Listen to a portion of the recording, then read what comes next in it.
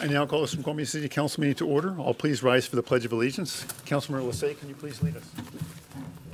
I pledge allegiance to the flag of the United States of America and to the republic for which it stands, one nation, under God, indivisible, with liberty and justice for all. City Clerk, please take the roll call. Councilmember Janes has requested to be excused. Councilmember Ross? Here. Councilmember Holloway has requested to be excused. Councilmember Mayhew? Here. Councilmember Lassay? Here. Councilmember Sundwall? Here. Councilmember Shepherd? Here. Mayor Larson? I am here. May I have a motion to excuse Councilmembers Jeans and Holloway from tonight's meeting? So moved. Second. I have a motion and a second to excuse as stated. Any discussion? All those in favor? Aye. Opposed? Motion is carried. Can I have a motion and a second for the approval of the agenda? So moved. Second. I have a motion and a second to approve the agenda tonight. Is there any discussion? Councilmember Shepherd, you'd like to remove the warrants? Correct. Any other discussion? Okay. All those in favor? Aye. Aye. Opposed? Motion is carried. With that, we'll move on to public hearings, presentations, proclamations, and appointments. And we now have a public hearing regarding the six-year transportation improvement plan. That public hearing is now open. Fuzzy Fletcher. You have 3 minutes, Fuzzy. Fuzzy Fletcher, 7749 Maple Avenue, Southeast Snoqualmie. Council, Mayor, thank you for the opportunity to speak on the transportation improvement plan. What I'd like to speak to is what I'd call staff recommendation number 10, which is listed as a signal project at 202 and River Street. The TIP calls it a pedestrian signal project, and I respectfully request that that word be changed from pedestrian to traffic. The reason that I'm saying that is that there was a large amount of consternation going on when the hawk signal was put up, which is basically what I consider to be a pedestrian signal. And I think if we're going to put something downtown at River Street, it needs to not just be for pedestrians, it needs to be for traffic. If you handle the traffic, pedestrians will be handled with it. If you're only going to use a pedestrian signal there, what are you going to do with all the cars that need a place and an ability to make a left and a right turn out of this side of 202? So it's just the one single word that I'm asking to be changed. Where it is on the plan is where it is on the plan, and you guys put it there for a reason. That's fine. I can deal with that, but I do respectfully request the one word change. Thank you. Thank you, Fuzzy. Wayne Russell. Say number 10. Which one are you looking at? Wayne Russell, 8438 Meadowbrook Way Southeast.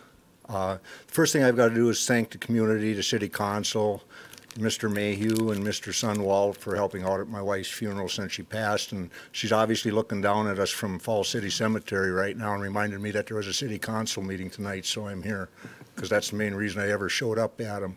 And I really appreciate the city's support that I had from both the Ridge and from downtown, from the mayor, Jody Warren, everybody else. I know the Bobs I both talked to already, and all these people back here. And our firefighters were outstanding again as usual when they had to help me take my wife off of hospice to get her out of the house. But anyhow, then part of the reason I'm here tonight is I'm just sort of curious. I believe there's supposed to be some paving done with funds that we pay for license tabs and that, like on the Parkway and some of the other city streets. And I'm just sort of wondering where some of this went, which I can't really ask questions, but anyhow, that's something for you folks to ponder on. And anyhow, the other thing is I don't think the water's on the agenda tonight, is it? Because my thing, what I'm curious about, I just noticed something. I was reading through some of those proposals, and it says about on-site storage on the mill site. Or Wayne, you signed up for public comment too. This is just for comments. So this is a public hearing on the six-year transportation improvement plan. Was that all this one was for? That's what this is for. Oh, I'm sorry. That's okay. I mean, okay, that's given wife, okay. Well, I'm sorry on that. Well, I'm sitting there, and our biggest problem, I don't believe, is transportation. It's the traffic jams we're going to have from it. Because I brought that up at the meeting with the representatives on Saturday when Mr. Mayhew was there, and the fact is that the study for Highway 202 should have been started in North Bend, not in Redmond. And anyhow, that's the traffic builds from here to there, and I really believe traffic is our major problem, and that Toco roundabout, once the Salish Lodge is done, is going to be a nightmare. So anyhow, I'm sorry I got on the wrong one. Anyhow, thank you. Okay, thank you, Wayne. Again, sorry for the loss of your wife. Is there anyone else who did not have a chance to sign up? Anna? This is again on the 6-year transportation improvement plan. Anna Sotelo, 7117 Alman Avenue Southeast. Just hearing what Fuzzy had said and bringing up that that crosswalk signal, it just is confusing to me because I was under the impression that that crosswalk signal was a grant from the WSDOT Public Safety that was actually awarded almost 2 years ago, and it was in my impression that that was one of the projects for that grant. It was a public safety grant through WSDOT that needed to be done by January, I thought. So just confused why it would be on that one. Thank you. Thank you, Anna. Is there anyone else who'd like to speak again at the public hearing for the 6-year transportation improvement plan? All right, seeing no one else move forward, public hearing is now closed. With that, we move on to citizens' comments. At this time, we will provide a time for citizens to comment on items that are not on the agenda. First, a few ground rules. Snoqualmie citizens who are not present have the right to have their elected representatives perform their duties on behalf of the city in an efficient and orderly manner. Therefore, comments for those present will be limited to 3 minutes each. Please wait to be recognized. Come to the podium and state your name and address for the record. Direct your comments to the council as a whole and not to individual members. In order to protect the privacy rights of employees and to protect members of the public from legal liability, please note that this is not an appropriate venue to make complaints or accusations about an implied or named city employee or agent who is not in a position to defend themselves. Such oral comments will not be allowed but can be submitted in writing to the city clerk. Please note that this is not a time to ask questions of the council, mayor, or staff, or to engage in debate. The council will quietly and respectfully listen to your concerns. Given some of the behavior of the last council meeting, also reiterate that should someone not, if we don't all follow the rules and protocols of a meeting, whether it's the council members following the rules or me following the rules, it quickly becomes rather chaotic and it's not respectful of the citizens of the city that we're trying to serve. So if someone was to not, stay within their time limits and be disruptive, I will immediately call the meeting to recess. We'll cut the video feed and the council members along with myself will exit the chambers. Captain will try to restore order, and if that's not possible, we'll have to end up clearing the council chambers. So, all right, with that, lastly, just know that please respect the decorum of these proceedings, as all due respect will be afforded to you. So with that, is there anyone that would like to, or Fuzzy, you're up on the public comment as well.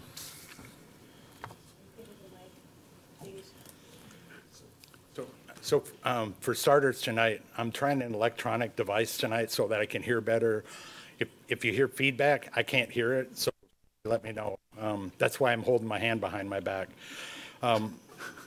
I was actually coming in today to talk about the ADA rules that the Department of Justice puts out that each city has to follow for meetings and all sorts of community public events and that type of thing for the hearing impaired and the visually impaired. And when I got here tonight, and I've been working with the city for the last couple of months, and Andy informed me that a new piece of equipment has showed up, so we're going to give it a try on Tuesday, so hopefully this will all be a moot point. But until then, if you would please be so kind as to speak into the microphone, it'll help those of us that are hearing impaired, and I'll keep trying all the electronic stuff that I've got. But anyway, thank you very much. All right. Thank you, Fuzzy. Rebecca Bastian.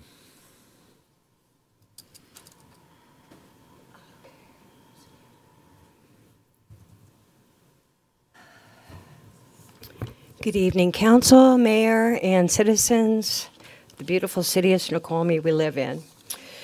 I just wanted to make a comment, just briefly, real quick, about last week, or the last council meeting, and at times it can be very confusing, and agendas switched, and things get moved, and when people aren't speaking into the microphone and we can't hear you and you got your hands in front of your face, and it was confusing, I get that, and so we have a lot to learn from all that happened that evening. Second of all, I have presented council with yet, and I'm going to read this that you all have, is that I am requesting a complete forensic audit of all budgets and expenditures from 2009 to May 2019. It shall include Sister Cities Association. Snoqualmie Sister Cities Association. It is your fiduciary duty as council to allocate and document our taxpayer dollars and all various grants the city receives, and I desire the forensic audit to be done by an outside accounting firm with no affiliation to the city of Snoqualmie, and those are in my own words, Rebecca Bastian. Thank you so much for your time. All right, thank you, Rebecca. Wayne Russell, Wayne, did you want to say anything else?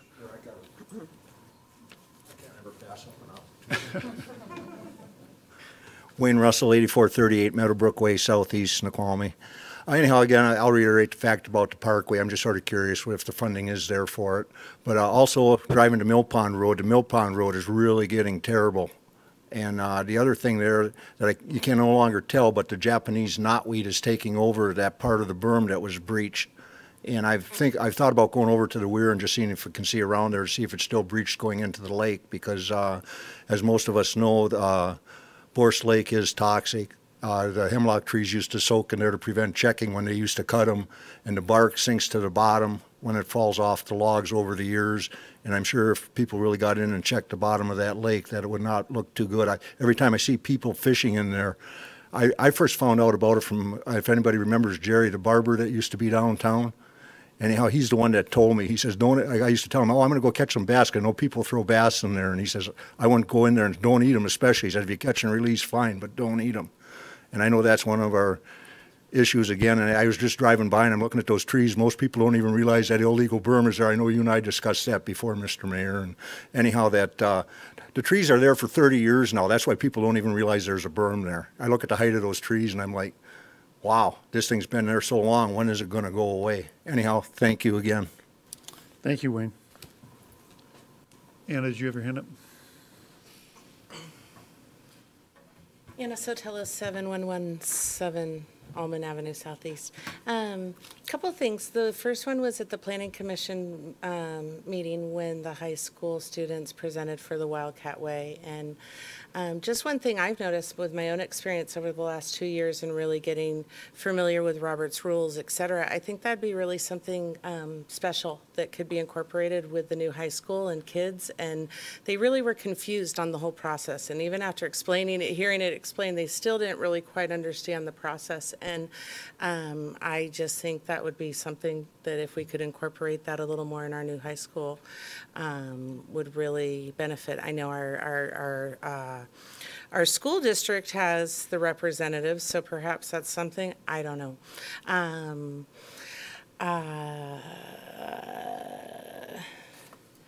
The other was hearing conversation about how, I guess the timeline of the YMCA talk, how it's really being pushed through CDC meetings to really get surveys done, to get so much done. But I kind of feel like what happened to like the all-inclusive park? And what happened to some of these things that we really, really need? You know, the trippers up on the ridge, the sidewalks. There's so many situations that really, for me, you know, it makes the YMCA just seem frivolous. And I guess my question, I think a lot of other people that have been through this all-inclusive park situation for long enough is, why doesn't that get the kind of same priority? And I'm just concerned about the process of how it's going. And I think a lot of these other projects really do have priority. Thank you. Thank you, Anna. Is there anyone else that did not have a chance to sign up that would like to speak? Bob? Yes, Robert Keaton, and I'm here tonight as a board member of the Snoqualmie Valley Food Bank, and here to introduce Nancy Jones, who's the president of the board. And when I came on the board a couple of years ago, we lost Heidi, our executive director, and as of June 1st, I'm proud to announce and introduce Nikki Lloyd, who is now our new executive director of the food bank. Thanks, Bob. Hello, Council, Mayor. I just wanted to say hello. I've lived in the Valley for 10 years. I am really excited to be a part of this wonderful organization and really excited to build more community with the 4 cities that we serve. And I am extremely grateful for the support that the city of Snoqualmie gives to the food bank. So thank you. Thank you for letting me be here. Well, thank you, Nikki. I know I'm saying on behalf of the council, thanks for all the great work the food bank does for a great need in the valley. pleasure to meet you. Appreciate you coming to take your time to introduce yourself tonight. We look forward to working with you. Yeah, same here. Thank you.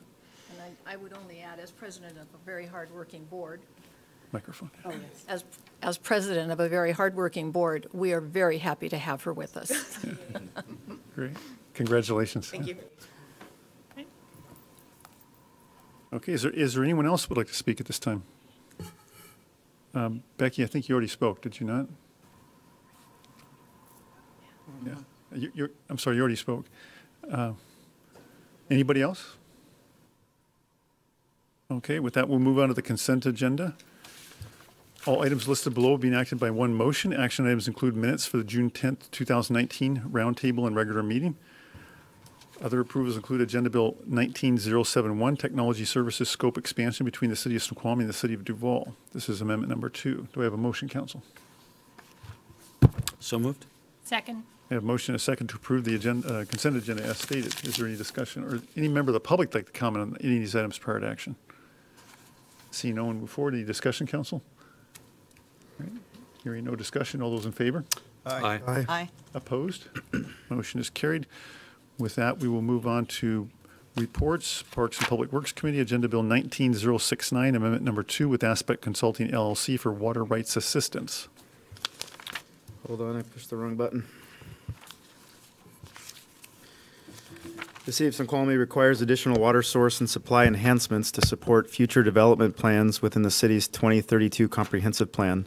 The city currently has a contract agreement with Aspect Consulting LLC to provide consulting services for the acquisition of additional water supply. This project is an amendment to the existing contract not to exceed $93,560 to move forward with opportunities identified in the previous phase of work. Move to approve Amendment Number 2 with Aspect Consulting LLC for water rights assistance and authorize the mayor to sign. Second. Motion and a second to approve Agenda Bill 19069 as stated by Councilmember Sunwell. Is there any member of the public that has any comments on this item prior to council discussion? Wayne. You have 2 minutes. Wayne Russell, 8438 Meadowbrook Way, Southeast Snoqualmie. Yeah, this is where my concern was, is when I brought up about the mill site before, because there's a part in there at the end of one sentence that says they're going to have above-ground on-site storage. So I imagine this is going to be a freebie from the landowners there. That's not really trying to ask a question. It's a fact, though. I don't believe it's going to be free. So anyhow, that's back to the mill site, and I know everybody's got to put their earplugs in. Thank you. All right, thank you, Wayne. Anybody else? All right, see no one else step forward. Council, do you have any questions? Peggy, Councilmember Shepherd? So I find it a little confusing about the $93,000 because it's, there's 3 different numbers that are all part of the original contract plus this new bit. And so it adds up to be over $180,000 when you add up all the 3 different parts. We're amending the original contract, but the way that it's presented here, it's confusing. Mike, please, people, thank you. So, can you tell me what you're confused by? Because I think I can explain it to you. It's there was the original contract for $59,167. There was an amendment number 1, $29,917, and then there is amendment number 2, this contract, which is $93,560. In the amendment, I think it's spelled out in Section 2A shall be deleted and replaced with the following. Total compensation to be paid to the consultant, including all services and expenses, shall not exceed $93,560 as shown in the contract Exhibit A, dated 5/14/2019, which shall be full compensation for the work. This amount is in addition to the original contract value of $59,167 and the amendment number 1 contract value $29,917. Consultant shall notify the city when its requests for payment reach 85% of total compensation. So I guess the first line sounds like the total contract was $90,000, and then there's additional pieces that add into the, I guess what's already been paid. No. The original contract value was $59,000 and change, right? Amendment number 1 was 29 and change. So the Right. two of those together are 89. Right. Right. So this is for, was it 90, I'm getting numbers confused, 93,560. Right. It's just the way that it's phrased, it's confusing. Councilmember Ross? Sorry. So on the original contract, there's some deliverables that talk about water right application prep, and additional things that are similar to what this new amendment has. So did they deliver all the deliverables? They did. They did. And what was identified in the first phase of the contract was delivered, but it also notified us of additional opportunities that we could advance in this contract so that we might take advantage of acquiring new water rights or optimizing our north well field, or, you know, there was several things that if you go through the tasks of the contract, identifies all of those individual items. So the water right application preparation in the original is different than the water right application? Correct, yeah. So the water rights system. application that was done in the original contract was to transfer water rights from these old declaration wells that we had in the city, our original water rights, which we couldn't use. We couldn't find the wells. We didn't even know where they were. But we had the rights to the water. So we transferred those water rights over to our north well field. And that was what those applications were. So this is completely closed out, and now you're moving on to an Correct. amendment? Yeah. Councilmember Lissay. I just want to go back to the council committee meeting when we had talked Parks and Public Works. I want to thank you for making the amendments that we asked for. Yeah. I don't think it's unclear. I think maybe that section 2A is a little, the way, you know, by adding the extra things and the additional amount, it makes it look like you'd add them all together, but it is clear. It says which shall be full compensation of the work for the 93,560, but that was the main issue from the committee meeting, was making sure to understand where the cost of this work was as relation to the original contract and then the First Amendment. So I'm comfortable with how it's now stated, and that I understand what the amount is for this agenda bill. Well, thanks. Yeah, that's well noted, and we'll do it differently next time. Councilmember Shepherd. So on this summary statement, you don't include information that you have in the council staff report, which is geotechnical engineering work to complete surveying and other project closeout tasks on the Canyon Springs Hillside Stabilization Project. You only mention here that you are looking at making sure you have additional water supply for future development. Yeah, the summary statement, they ask us to keep that as brief as possible, so. Is that why it's called a summary statement? I believe that might be why, yeah. But I think there's significantly different types of work. No, it's water source and supply. We lumped them together because it's all water source and supply enhancement. So we felt that it was legitimate to tie these together. It just reduces the amount of paperwork and appearances before you guys. So there's task numbers, and it goes from 1 to 5, and it goes from 8 to 14. And I was just curious what were tasks 6 and 7? I believe those were part of Amendment Number 1. Those were portions of Amendment Number 1. We didn't include Amendment Number 1 as reference material, all of the whole scope of Amendment Number 1. So I think this happened before I was on council, and it looks like task number 5 basically was to keep council informed as far as what the progress of the work that was being done, I guess, from tasks 1 through 5. Likewise, it happened before my time here too, so I'm not entirely familiar what those 2 tasks were. Yeah. I could look them up and get them for you. And I know that there's a number of deliverables, and I was just curious, can we get access to those deliverables from the first 5 tasks? Certainly. Yeah. All those documents are available online, are they not, Jeff? Yes. Are they? Councilmember Mayhew? Councilmember Mayhew? Yeah, so I was hoping there was going to be a presentation tonight, because I don't know that I'm against anything in here, but I don't understand a number of things that are happening, or why they're happening the way they're happening.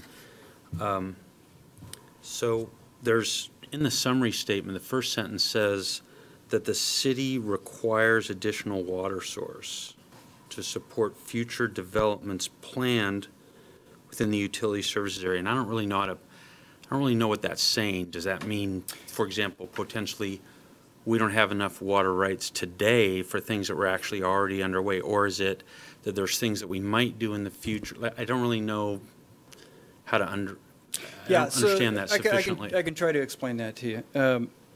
We have an annual limit on how much water we can draw based on our water rights, I should say. Councilmember Mayhew, the short answer is it's the annexation area. We have a duty under the GMA to plan for our urban growth area. Council will remember water supply was an issue that was identified when the annexation came forward the last time around. Before my time? Before your time on council. I think some others sitting here had the pleasure of reviewing that, and so we have a duty to plan for that, and that's just moving. The city already has an application pending for additional rights, and this work supports that ongoing application. That's, as Jeff mentioned, the application to transfer the points of withdrawal for the declaration wells has been completed, and this is just moving on to the next step. Right, so to make sure I understood what you just said, basically with the UGA there's a duty to, I guess on the presumption that that UGA might get annexed into the city, there's a duty for that UGA to develop water rights to support it. Right. And this is in furtherance of that objective. Correct. Or for the city to develop water rights to support it, yeah. A legal duty. You said UGA has a duty. Well, this UGA is not in the city yet, so I'm wondering. But it is the city's UGA, the King County planning, countywide planning policies call for cities to annex their identified UGAs, and the Growth Management Act and related decisions of the Growth Management Hearings Board says the city has to plan for how those areas are going to be served, that we can't just sit and expect new development to do everything. So this is just part of that planning effort. Got it, thank you. And that is what I was asking. Whether the annexation's in 5 years or 50 years. I understand. Councilmember Shepherd. So I know that in the comp plan, it says that we are expecting to have between 400 and 500 homes in the UGA. And I know that recently we had developers come in that were trying to have us consider 1,200 homes. Councilmember Shepherd, if you could pull your microphone as close as possible. You got a little slack on the wire there, too. So. There you go. Perfect. So anyway, we have in our comp plan, and they're looking at 400 to 500 homes, but we have about 1,200 homes that were deliberated on in 2017. When we talk to Aspect Consulting, what assumption are they making as far as what our future consumption needs are, or what our future water needs are? I believe the only thing that we would consider is what's identified in our 2032 comp plan. So that would That's just what our be, obligation is. and it was my understanding that we turned down the annexation because we were expecting the developer to provide the water for that. No. I don't know. I was not involved with any of that. Bob Gordon. I don't believe that's correct, and I think the mayor had issued a statement at the time, and the council minutes will reflect concerns about a number of potential issues. Among them were water supply, and pace of development, finishing things that were in the pipeline already, transportation, and water supply. And we can certainly find that statement. I know it was made available at the time. So another question I have is, how quickly are we required to do this kind of work? What's our timetable? I don't know if there is a specific timetable that we need to do it, but, obviously we want to keep moving forward on it so that we can keep up with the growth that's planned by our 2032 comp plan. But if we don't do it this year, it's not a big deal? Well, it puts us further behind because some of these water projects take a long time to accomplish. Councilmember Mayhew? Yeah, so there's a number of tests, task 10, task 12 in particular, where the thoughts that went through my mind as I read it. Now, I know this is, I don't have the technical background to understand exactly what goes on in these tasks, but I understand what I'm reading here. The thought that went through my mind is, why aren't we able to use our own staff to do some of this? And I assume that you guys go through a process of deciding what we try to do on staff and what we try to contract out, but maybe you could talk a little bit more about that? Sure, yeah, no, so, well, there's specific technicalities involved with this. A lot of it's geohydrological, expertise that's needed. Nobody on staff has the depth of expertise that these folks have, nor do we have the time to do it, right? I mean, there are things that we could do in-house, but, I manage 16 projects. We manage those projects by hiring consultants to do it for us because we simply don't have the time to give it the attention that it really needs.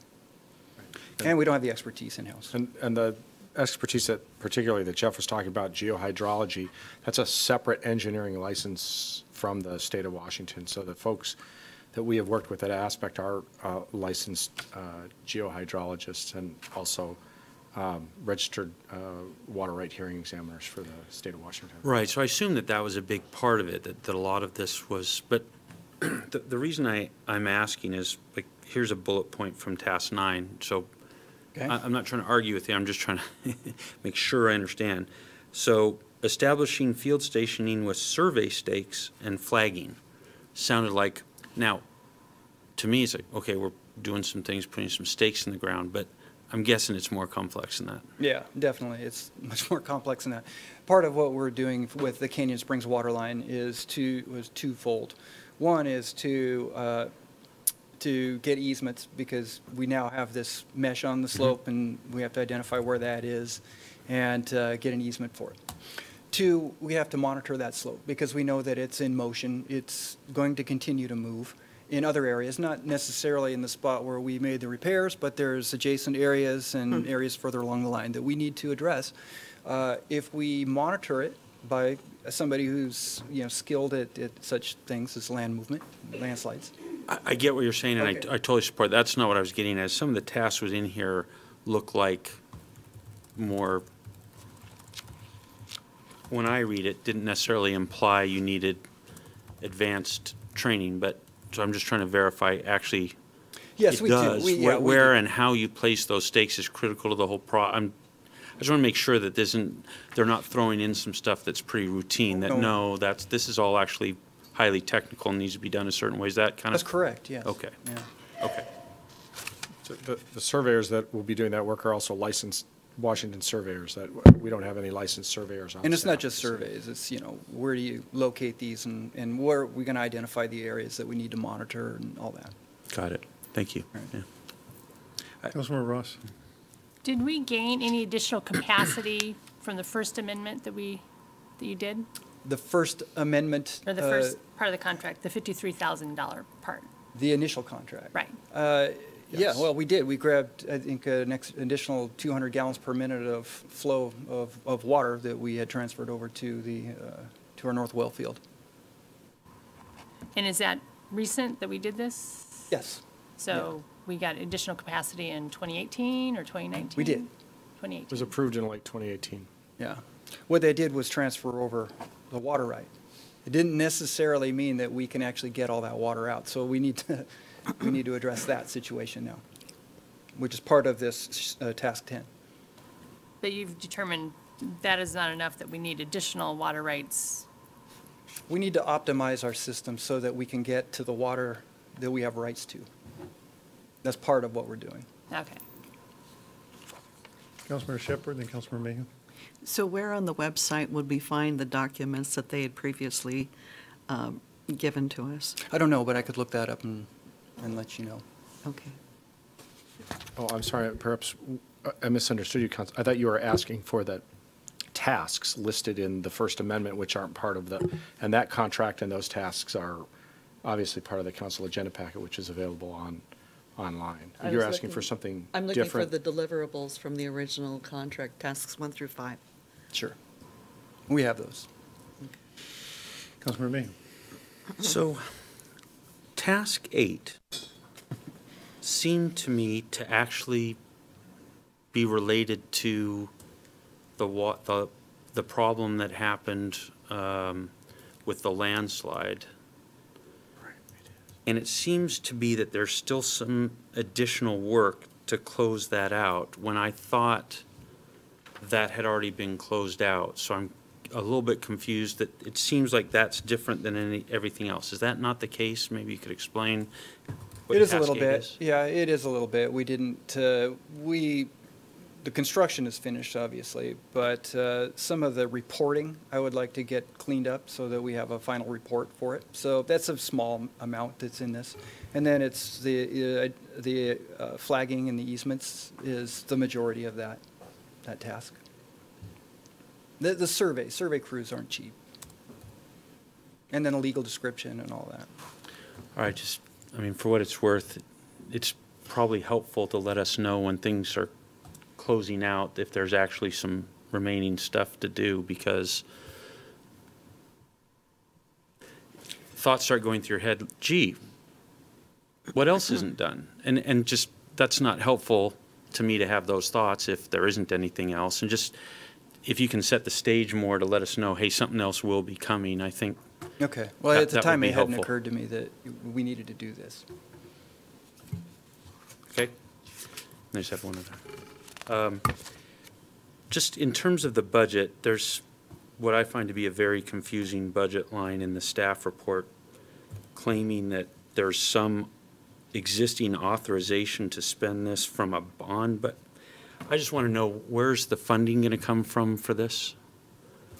So our revenue bond budget, we authorized $382,000. What is a revenue bond budget? Well, I think it's what we had identified in our budget, and it was under the revenue bond. So I think, I don't know how to. I don't think there's any such thing. Is there some from finance? What fund are we talking about here? There's somebody from finance? I'm not sure. It's, we do have a list of projects with funding associated with them, and this was one of them, and I didn't write the number down, but we have a fund line for it. I'm And it was specifically targeted assuming towards it's the water source and supply, so I don't know how to answer that question. That's what I'm wondering, if it's. I believe it'd be the It's not utility the capital. operating, it's not the utility one of the utility operating funds, it's the It's utility capital budget? Yeah, it's capital budget. That's correct. That's what I was guessing, but I just want to be sure, right? But it's a bond. It's not, actually, it's bond and rate money, so it all gets combined in that fund. So it's not per se the bond, but the point is, it's the construction, what's the name of that? You said it correctly. Capital. The utilities capital fund is where we're going to fund this, which is where the bond proceeds I go. believe but- so, yes, and that is where the bond proceeds are. Yeah, but other money goes in there as well. Okay. I had to help writing this from finance, so I can't really speak to the exact word that's used. Okay, so do you know this? So the follow-on question, what I'm really trying to get at with that question is, did we appropriate the full amount of the fund balance in that fund? I think we did, but. I believe so, for the utilities, not for Right. parks and streets and other capital projects, which were subject to the, this year's CIP plan. Well, I still think we But I believe the utility appropriated capital. the full amount even in those funds, just we put in a restriction that had to be on the CIP. But I believe we appropriated the full amount in all of these utility funds. So this is we don't need a supplemental appropriation, do we? I don't believe so. We'll confirm that. Councilmember Shepherd. So I'm hearing a lot of I believe and I'm not sure about the source of funding. And I'd like to see this go back to committee and have this corrected so that we understand what our sources are.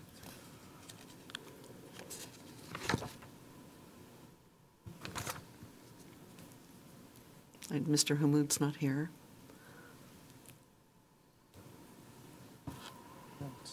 Councilmember Mayhew. So just a follow-on to the appropriation question. Do we know, is this work included in this agenda bill, is this work in the currently approved CIP list, do we know? I believe it is, yeah. It should be. Yeah, I believe it is. That's Starting where with we the got canyons, that. yes. That was where we got the number. That's where this budget item was identified on the CIP. All right, so with those answers, in my view, I'm in favor of approving this, but I wonder if it should be approved subject to it being from the utilities capital fund and being on the currently approved CIP list, which sounds like it is, so just adding that shouldn't change any outcome. Maybe we should put that in just so we're sure. Sure, yeah, we can definitely supply Don't know that. if my fellow council members have any thoughts on that. That's fine. Is that a motion, Councilmember Mayhew? Not yet. I'm just trying to take a temperature.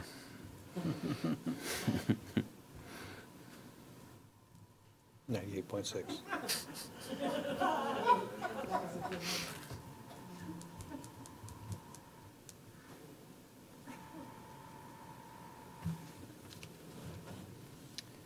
Maybe you could formalize what you're saying. Working on it right now. Okay.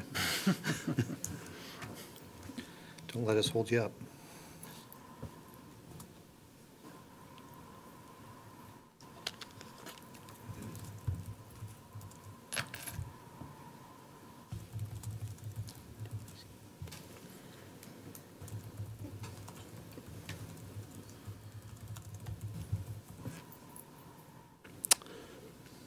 Councilmember Mayhew.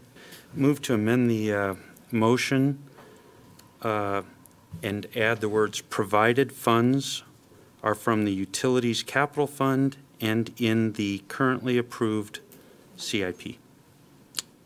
Second. Motion and second to amend as stated by Councilmember Mayhew. Is there any discussion? All right, there's no further discussion. This is a vote on the amended language. All those in favor? Aye. Aye. Opposed? No. All right, back to the original motion with the amendment is approved, excuse me. Back to the original motion with the amendment that was approved. Is there any further discussion? All right, all those in favor? Aye. Aye. Aye. Opposed? No. Motion is approved 4-1. All right, moving on to Agenda Bill 19070, authorize request for proposal for engineering consultant services for the Town Center Phase 3 project. The Town Center Phase 3 project will improve the SR 202 corridor between Southeast Northern Street and the SR 202 bridge over the Snoqualmie River. The project includes a new trail bridge over Kimball Creek, 1/2 mile of multipurpose path upgrades, improved roadway and pedestrian illumination system, ADA upgrades, and undergrounding of aerial lines. With grant funding now in place, the city is ready to begin the design phase of this project. With council approval, staff will advertise a request for qualifications for the selection of a consultant team to move the project forward through planning, programming, design, and permitting. The design phase of this project is estimated to span approximately 14 months and scheduled for completion in December of 2020. Construction is anticipated to begin in the summer of 2021. Move to authorize a request for proposal for engineering consulting services for the Town Center Phase 3 project. Second. I have a motion and a second to approve Agenda Bill 19070 stated by Councilmember Sunwell. Is there any member of the public that would like to comment on this item? Anna? Sotelo 7117 Almond Avenue Southeast. I guess I'm just kind of, confused is the word I'm going to use again, for lack of a better. I get confused when I hear these kind of projects. I mean, I don't have a problem with the projects, but is there a CIP list that's been delivered? Because I haven't seen a CIP list for And this. if you I'm could- not asking, I'm sorry. No, I'm just saying if you could keep your comments specific to this agenda bill. It's regarding this agenda bill. I'm having a hard time that I'm having a hard time that these kind of things are agenda bills when we haven't seen a CIP list. It would just be easy to see, is this on the CIP list? Right. Thank you. Is there anyone else who'd like to comment at this time? All right, seeing no one else move forward, any discussion, council? Councilmember Mayhew? Just curious if we know which fund this funding will come from. Yes, it's on the CIP list. It's identified in the STIP, it's on the CIP. I have a But presentation. my question is which, Which fund? Okay. Which fund, yeah. Well, at this point, we are not asking for money. At this point, we are asking for permission. The reason I'm here today is to ask permission to advertise the RFQ to select the consultant team who will do the engineering work.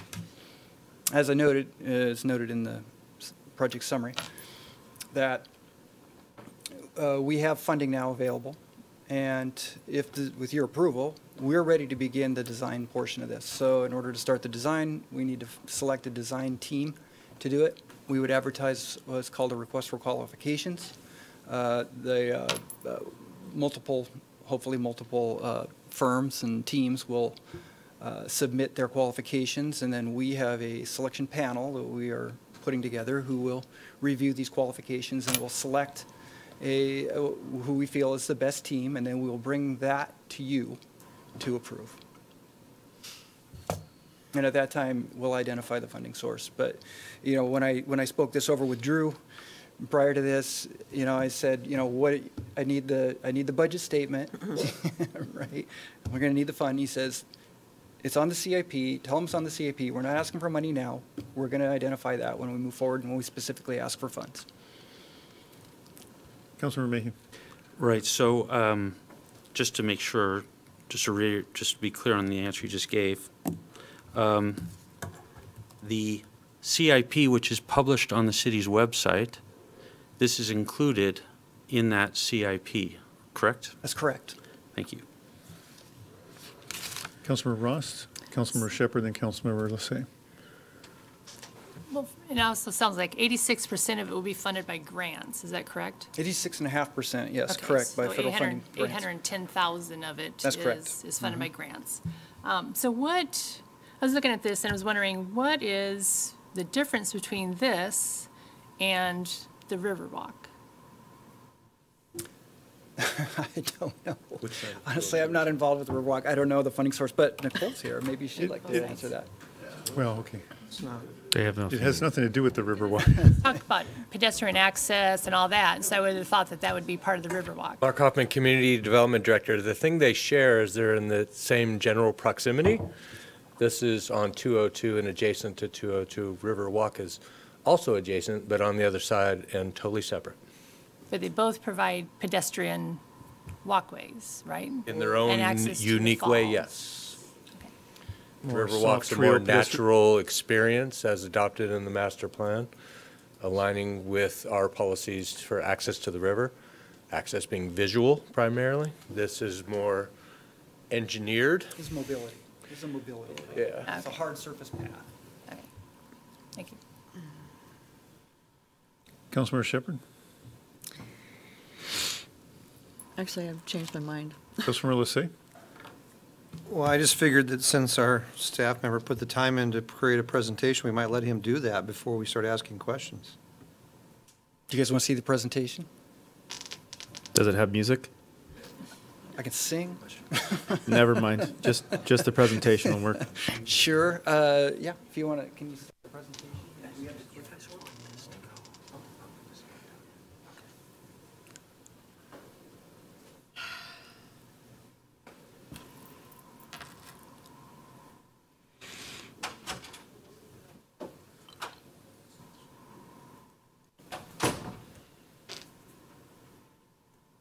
Oh, there we go. I think we're ready. Okay, so as we stated, this is, as you can imagine, a continuation of the Phase 1 and 2 projects. Phase 3, it's kind of a missing link. It is identified in the STIP, and it is identified in the city's CIP. It's primarily, as I mentioned, a mobility project. It's done primarily to improve facilities for multimodal travel like bike, ped, transit, and ADA access.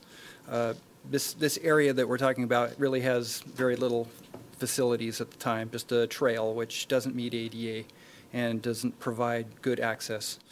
It has improved safety, including better access to the trail and street lighting, and then improved conflict points so that between traffic and pedestrians or traffic and bicycles, it'll be safer. And then improved connectivity. It'll be a critical link, we feel, between the falls, downtown, the ridge, the future Salish development, and the future mill site. And then thirdly, it's a gateway project. It's improved aesthetics, improved trail features and user experience. We'll have the aerial lines out there will be undergrounded. There'll be improved landscaping and signage.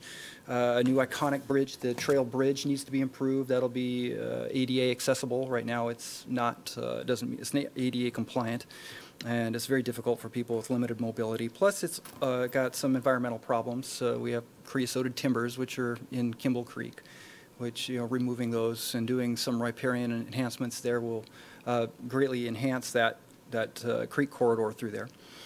And also, we can do floodway improvements at the same time and stormwater treatment improvements.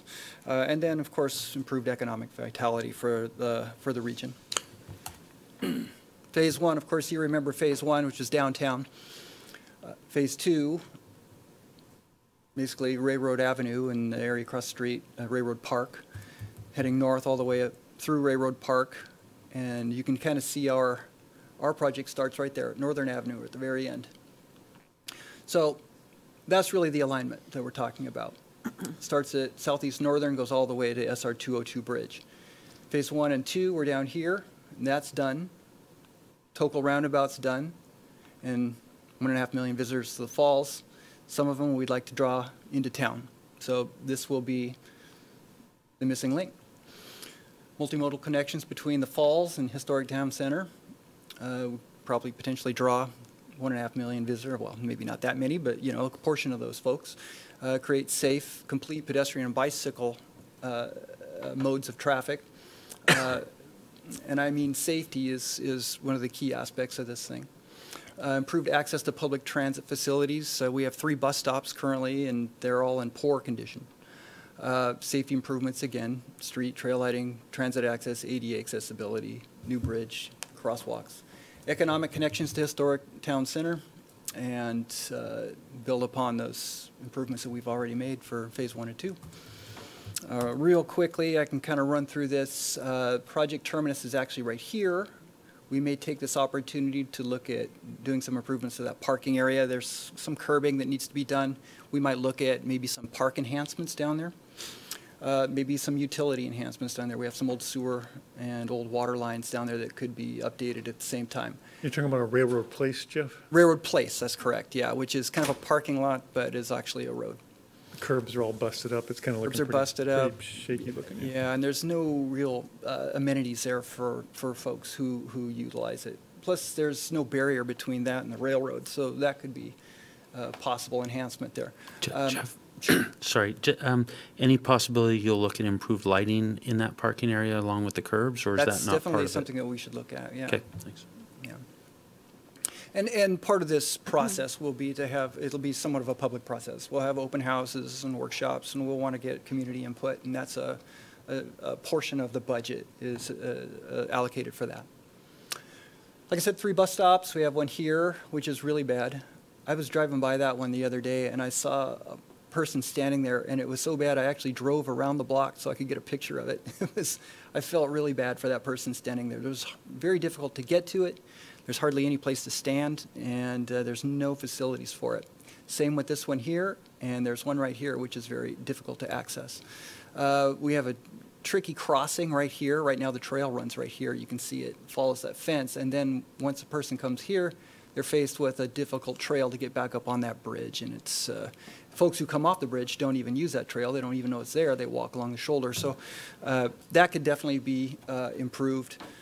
Connections to the trail for the parkway and crossings that we need to address down at Northern as well. And then there's this area here where the trail takes this real hard jog where there's that old rail spur that used to come across the river enters right there, and it's difficult for bicyclists. And it could be an opportunity for like a mini park or some other type of amenity like that. So this will all be part of the public process that we would address during the design phase. So our milestones right now, 2016, we applied for PSRC funding, and we have that funding now. We have obligated at this point. And we did apply for construction funds, and now we are ready to begin the design phase, which is what I'm here doing right now, asking for your approval to begin with, to advertise the RFQ. We hope to have this completed, the PE, what we call the engineering, the document engineering, or the environmental documentation and right-of-way completed by the end of next year. And advertise and construction, we could push that out. This is contingent on funding, so we'll see where we're at with funding when we get done. But we have several years to actually build the thing after that. So funds, like we had mentioned earlier, 86.5%, $810,505 from federal sources, from PSRC funding.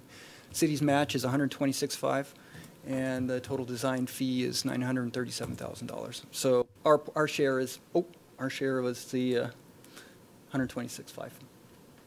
And we're ready to go with your approval. Councilmember Shepherd.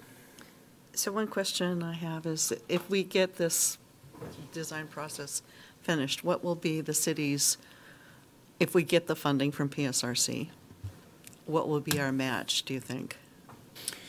Well, we don't have the funding secured for construction yet, so I don't know what that'll be at this point. If we could fully fund it, I think that we would, I can't honestly say. I would say somewhere in the 20% to 30% range. And how much would the project be versus, I mean, construction? Is there just some wild guess of design cost versus construction cost? Is there a proportion like it's 10% or? No, not in this case. Not, you know, these road projects, especially if there's a large environmental and a public process involved and traffic and other things, design fees and environmental can run up as high as 20% typically. Okay. So I think that earlier estimates on this have put it right about $7 million to do the whole construction, primarily because of the bridge.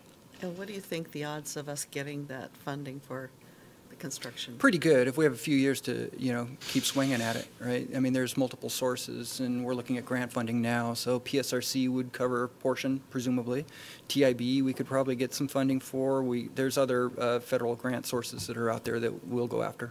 Jeff, could you also mention that the fact that we've got the funding, if you will, the grants for the design from other agencies, it's quite likely they don't necessarily want to fund design work if you're not going to necessarily follow on with the project. And so there's a strong correlation between them funding the design and then funding subsequent construction. That's certainly true. Yeah, they wouldn't fund the design if they didn't intend to fund the construction as well. We've been in the same situation numerous times. Sean or Councilmember Sunwell? So, trying to figure out how to say this without being blunt, so I'll just be blunt. This project makes no sense to me. I don't know how this is going to bring a single additional person from the falls to downtown. I don't think anybody says, I'm not going to go down that road because there's telephone poles. And I run that side of the road weekly. And I have no, we got problems on the Greek streets of rolling ankles and tripping and all that kind of stuff. The pavement all the way to the bridge and across the bridge is awesome. I have no idea what problem we're trying to solve here.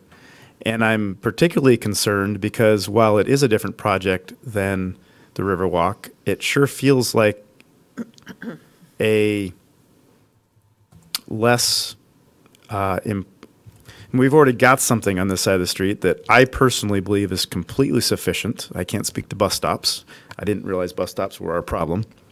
But the other side of the river seems very compelling to me, Riverwalk. And to me, this looks like funding we got, and shoot, we don't get $900,000 or $800,000 every day, so we might as well try and match it. I don't understand this project at all. Well, Mark Hoffman, Community Development Director, I can be equally blunt. We're trying to do this with grant funding. The purpose is the master plan that's been adopted. This is phase 3. I don't see it as rising to a point where it's funded by the city CIP. But if we were magically able to get enough grant funding, it would fix a lot of the issues that it intends to address. ADA, the bridge over Kimball Creek, multimodal utilities. all of which are policy in the comp plan and called for. But I don't think it rises to the extent of spending city, other than matching, city money on the CIP. So that said, my hope is that we're very successful with our future grant writing. But we've got to spend 126 to find that out, right? Yes. Yes, we do. Jeff, you had a rendering of the phase one. Some of the renderings that were included in that project at that time were the gateway signs into the historic downtown with the sort of the islands in the center. Is that not part of this project as well, the phase three, or at least the one on the north? Yes, signage. I'm sorry, gateway signs. If you drive into town from, you know, after you pass the Kimball Creek Bridge, there's a point where the yellow lines in the pavement kind of open up, and there's a weird little island there right around Northern Street. That's the approximate location of what, Nicole, you know, Jeff wasn't here when this was going on. If you could speak to that. I just want to clarify that. So here's my point. If some of the council members, if you don't recall seeing that, then we need to get that before you to see the full scope of that. But look, these are plans and visions that council members before you put into place. And if this council decides that's not important to you, you don't think it's important to the citizens, then tell us and we don't do it. If that's what a majority of the council feels. Right, so you're correct that in the comprehensive plan and in some of our design explorations over the past 10 years, this area is highlighted as one of the gateways to downtown. Basically, there a lot of the people that do come in to see Snoqualmie Falls, they use the parkway, they make a left, they go to the falls, and then they go on the parkway and they go to Issaquah for lunch. There really isn't a sense that there's anything of interest or attractive south of that intersection. And for those of us that are familiar with downtown and its amenities, we of course know that it is a rich gem, but really there's no aesthetic indications at that intersection of what lies south. So that is one of the attributes that people are focusing on. And then the other attributes that Jeff are focusing on in terms of safety improvements are really vital. For those of us who are used to running and walking and being able-bodied, we're very comfortable using existing trail systems, but that pedestrian bridge has very steep inclines. So if you're a person that, say you have you got off on a bus stop in the area and you are trying to just visit a natural amenity in the area and you are on a wheelchair, that bridge would be very difficult to get over. And then if you move from that intersection north on the western side of 202, it's a little bit easier. You see the trail, but especially if you're then coming from the bridge, coming south, there really isn't a physical indication of where the trail is, and most people walk 300 feet along the highway shoulder. And that's across a driveway going to a new museum installation from PSE, and we do have trucks going in and out of that driveway, and it has a very steep incline. And so if you're driving back and forth in that area and you're looking off towards that driveway, you'll see it really is a safety concern. And then last, the bus stop connections are, there is not ADA access to those bus stops. So it's not our job to necessarily make those stops. We don't own those bus stops, but at the same time, we do want to provide for our citizens that need to use them. So currently, the bus stop that's across the way from Northern Street, you have to run across the highway to get to it and wait on the highway shoulder. There's not a safe crossing there. There's no lighting. You're waiting right against basically the lane of traffic. And it's not much better for the one off the parkway. There's a ditch in between the pathway and where the bus stop is along the road. And again, we would like to provide waiting pads and routes to those. So it doesn't, it's taking care of a lot of issues at once.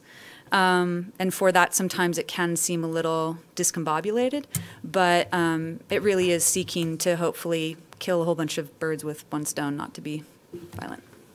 I don't know if this jogs anybody's memory if you've not seen this before. This is an example of what I was speaking about on both ends of town, this kind of island in the middle of the 202, you know, kind of defining those spaces when you're entering, or placemaking and defining the historic downtown. That was part of those projects in the last phases. And you'll see, that aspect is continuity. Right now, they are expressed physically in the middle of 202 by these yellow striped islands that aren't physically islands. So on the north side of downtown, that's kind of the entry statement that didn't make it into the prior Phase 2. Councilmember Summerall. So that's great. It's just the problem is that's a half mile this side of the parkway. And the problem that was identified is we're getting people who don't make it down here, which I get and I appreciate. I'm a business down here, I get it, right? But I'm hearing about burying lines and doing some pavement stuff, and I'm super sensitive to ADA. I get that. If there's ADA stuff we need to fix, then let's do it, right? I'm not sure why we need $1 million to tell us how to do that, but build an arch at the parkway that says "Welcome to Downtown Snoqualmie" or something that's actually going to make people come here, not bury phone lines. It's just one aspect. Eventually, the city's going to have to deal with those utilities one way or another. Undergrounding is not the cheapest way, and through this project, you can achieve that through grant money. Undergrounding is very expensive.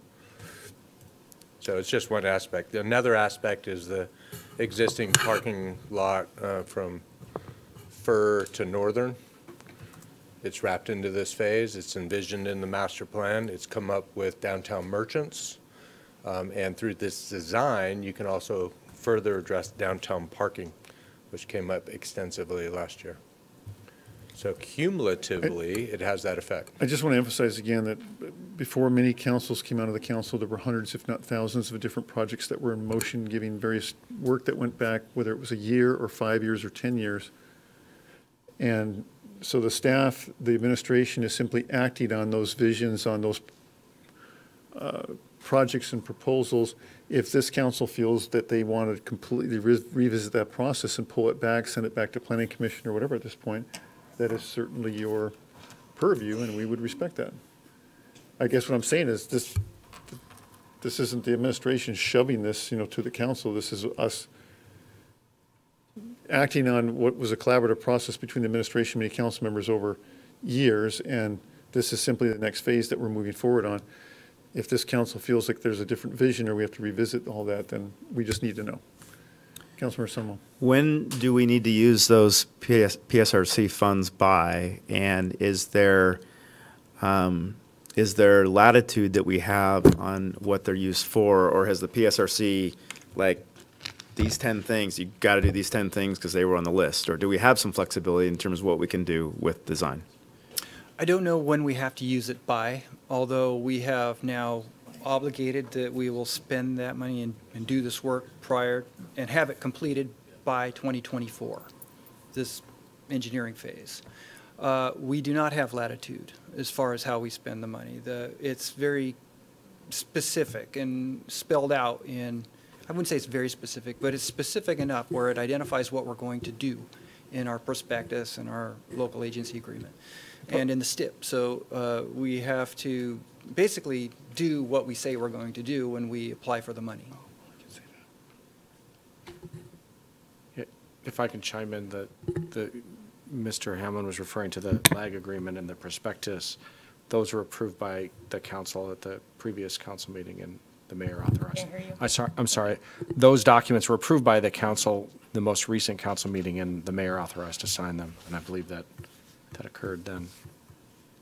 The reason why the PSRC is invested in this project as well, or even the designs here, is they've been involved in all of this downtown revitalization project since the beginning. The phase one, the boardwalk, or the first phase on Falls Avenue, and then the second phase with the boardwalk and so forth. So this is a continuing investment in a vision that they've been sold on, and we've been laying out to them for years. And the economic. But again, there's nothing written in stone. The council is the one that has the authority. If you want to take it in a different direction, pull back, modify it, delete it. So certainly in the council's authority to do so. Councilmember Ross and Councilmember Shepherd. I mean, there's definite important aspects to this project, such as ADA mobility issues. But I'm wondering when they're doing the design, if they can do kind of a design menu. And so they design all the ADA needed, and then they can do the bus stop improvements. I mean, and then can you take each one of those areas and either we do all of it, or we do 50% of those, or, so you design each one separately.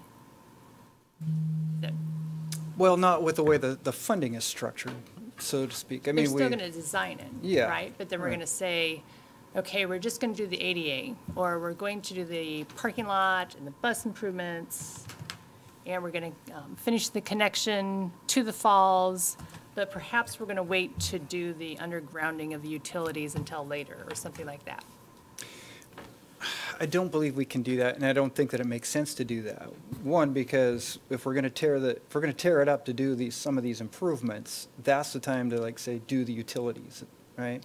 And so if we're gonna do that, we're gonna have Puget Sound Energy out there ahead of time, you know, getting their gas line done and undergrounding, you know, the overhead aerials, so they can get that done and out of our way before our contractor gets started.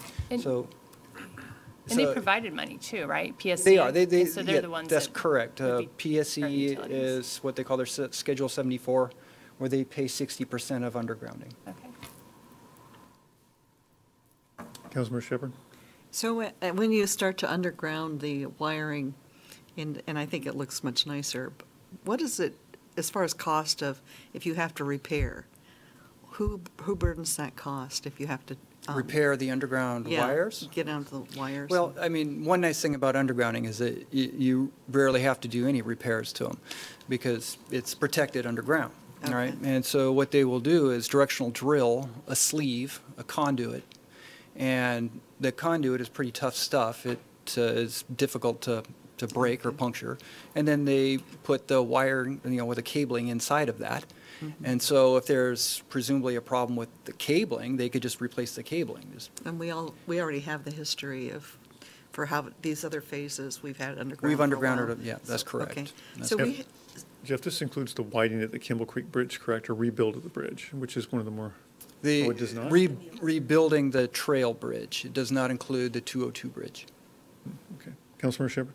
So possible right-of-way adjustment with PSC, what's involved there? Well, if we should decide to get that full 12 feet, let me go back to that one slide. Sorry. Okay.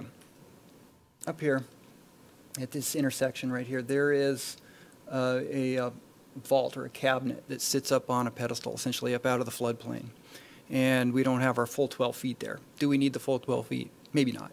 But we may talk to PSE and see if we can adjust that to get a full width in there. Okay.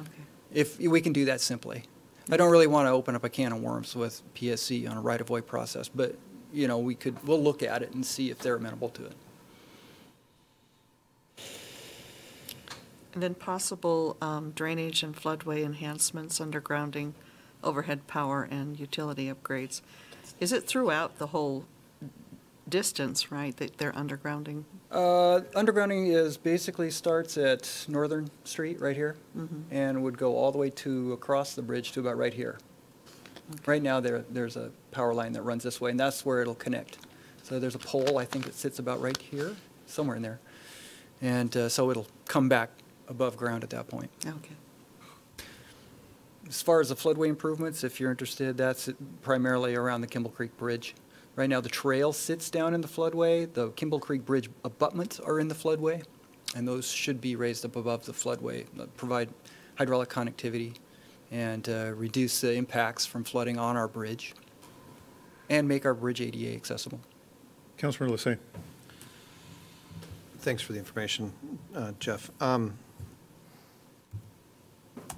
I'm in support of doing this work. I think it's got a number of improvements and upgrades, especially with our accessibility and access. I do understand the comments and whether is it a duplication of what we want to do with Riverwalk, or is it different than what we want to do in Riverwalk? The important thing for me here is that we've gone down a path where council has approved this work. A council has said, go forward. This council authorized the funds to be accepted. We should move forward with allowing staff to advertise the RFQ. There's no money involved. Find out what the engineering costs are going to be. Find out what that might mean, and then we can make a decision.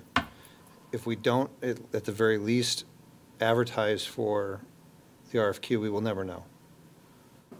we will risk, we then will, well, might not ever risk it, we will lose the funding and potentially could have impact in future funding being granted if we accept funding and then don't use it.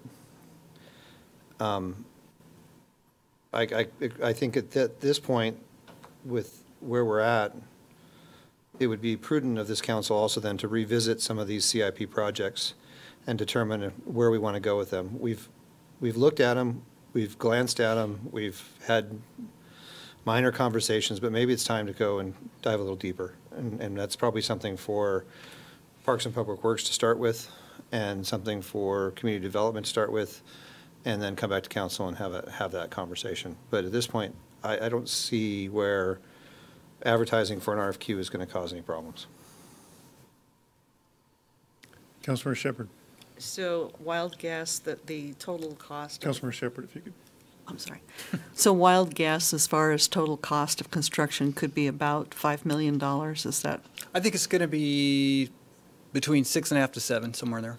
Okay. I would ask the staff not project any Yeah, numbers well, at yeah, this that's time. right. I shouldn't guess. Construction's but so far off, we have no idea what's going to happen in the future. There is construction escalation now, and there's some uncertainty in the process. So we had an estimate done previously by another consulting firm with some escalation built into it. I looked at that, and I'm not in full agreement with it, but that estimate was 6.8, so. Okay. But your intent is to get this through grant funding, paid for through grant funding and other sources outside of City of Snoqualmie expenditures? We try as much as to get it funded by grant funding, yes. We'll maximize that effort. So, Go ahead. so if we had a portion of that construction cost, it would be approximately $500,000 or under $1 million from the city side, probably. City side to fund the construction? Right, if we had a similar match to what we've got for Mayor, design. I hate to again, guess I do not at want that, anybody yeah. speculating on any numbers at this moment. We are in the design phase potentially. Construction is years away. There's no way to predict what our contribution would be whatsoever. There's no way to predict that. I just can't have That's staff true. speculating on that type of stuff. Yeah. Continue, Councilmember Shepherd. So I guess for my level of comfort, I'd just like to know what ballpark we're talking about as far as if we go this path, what are we looking as far as general, what the ballpark is? And I appreciate you don't want anything specific, but I guess for my comfort level, I just need to understand the ballpark of what we're talking about for future commitment. Well, unless and until council approves this part of the phase, there's nothing to even talk about after that. But I'd presume that we're not going to talk about any type of construction. That's years away. We have no idea what it could bring.